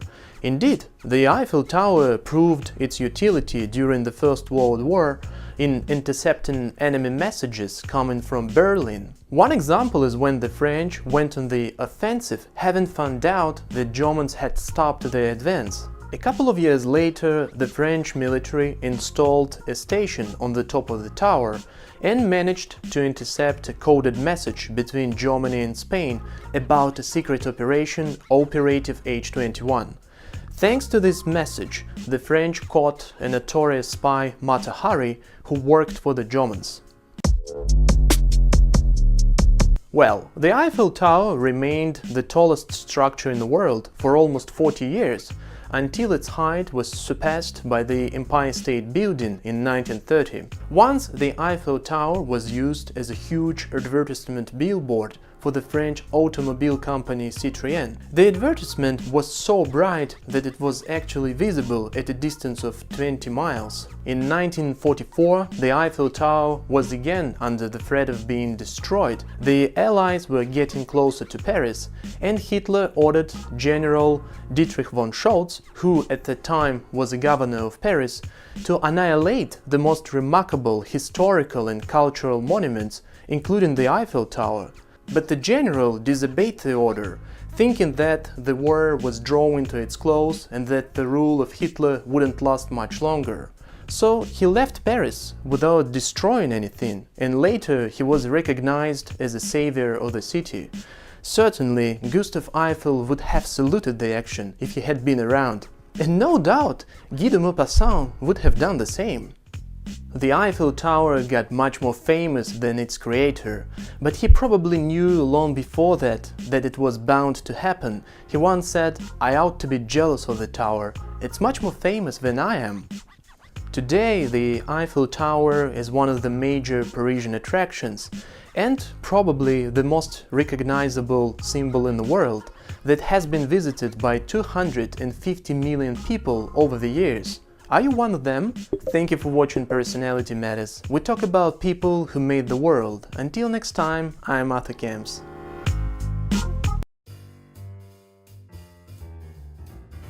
New York City is famous for its iconic landmarks, like the Statue of Liberty and Times Square, but one building stands out above the rest, the Empire State Building. It is not just a skyscraper, it's a symbol of ambition, resilience and the unbreakable spirit of New York. But what makes it even more remarkable is that it was built during the Great Depression at an astonishing pace of just over a year. Nearly a century later, it has stood the test of time, becoming one of the most famous and enduring structures in the world. Welcome to Personality Matters. Today we will take a deep dive into the incredible story of the Empire State Building. If you like the content, subscribe to the channel and hit the notification bell. The late 1920s was a golden age of skyscrapers. The world was obsessed with building higher, bigger and bolder. The Chrysler Building and 40 Wall Street were both competing to be the tallest, each adding extra height to surpass the other. But in 1929, a new project was launched by businessman John J. Rescop and former New York Governor Alfred E. Smith. Their goal? To build the tallest building in the world, no matter the cost. What they didn't know was that the Great Depression was just around the corner, threatening to stop everything. But despite that, the project continued. Two brilliant architects, William F. Lamb and Arthur L. Harmon, created the design of the future skyscraper. William F. Lamb, the lead architect, was the creative mind behind the building's design. He envisioned a tall, slender skyscraper that would maximize space on each floor while remaining visually stunning. His background in engineering gave him the technical knowledge needed to create a building that was not only elegant but structurally sound.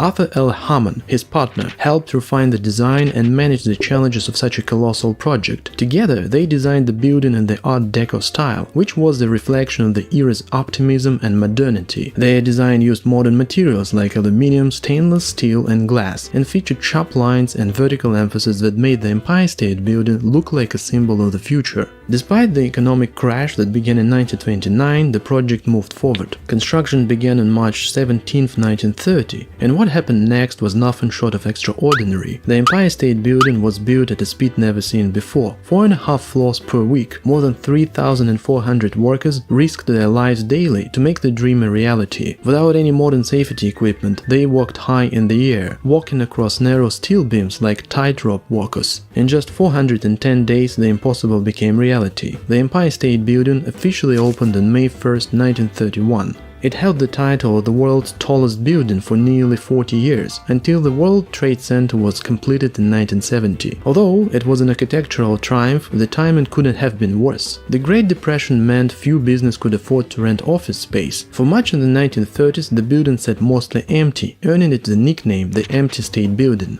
But over time, as the economy recovered, the skyscraper finally filled up with tenants, becoming a major business hub. Just 2 years after its completion, the Empire State Building had its big screen debut in the 1933 film King Kong. The image of the giant ape climbing the tower became legendary, cementing the building's place in pop culture forever. Since then, it has appeared in over 250 movies and TV shows, including Sleepless in Seattle, Spider-Man, Independence Day, and many others. But not all of its history is glamorous. On July 28, 1945, tragedy struck when a B-25 bomber crashed on the 17th 9th floor during heavy fog. 14 people lost their lives, but thanks to the building's strong steel frame, the structure remained intact. Incredibly, just 2 days later, it was reopened for business, which proved once again the resilience of this great skyscraper. Of course, one of the biggest reasons people visit it is for the breathtaking views. The observation decks offer unmatched panoramic views of New York, making it a must-see destination for millions every year. It has survived wars, economic crashes, and even a plane crash, yet it remains a beacon of hope, strength, and the unbreakable spirit of New York City. Thank you for watching Personality Matters.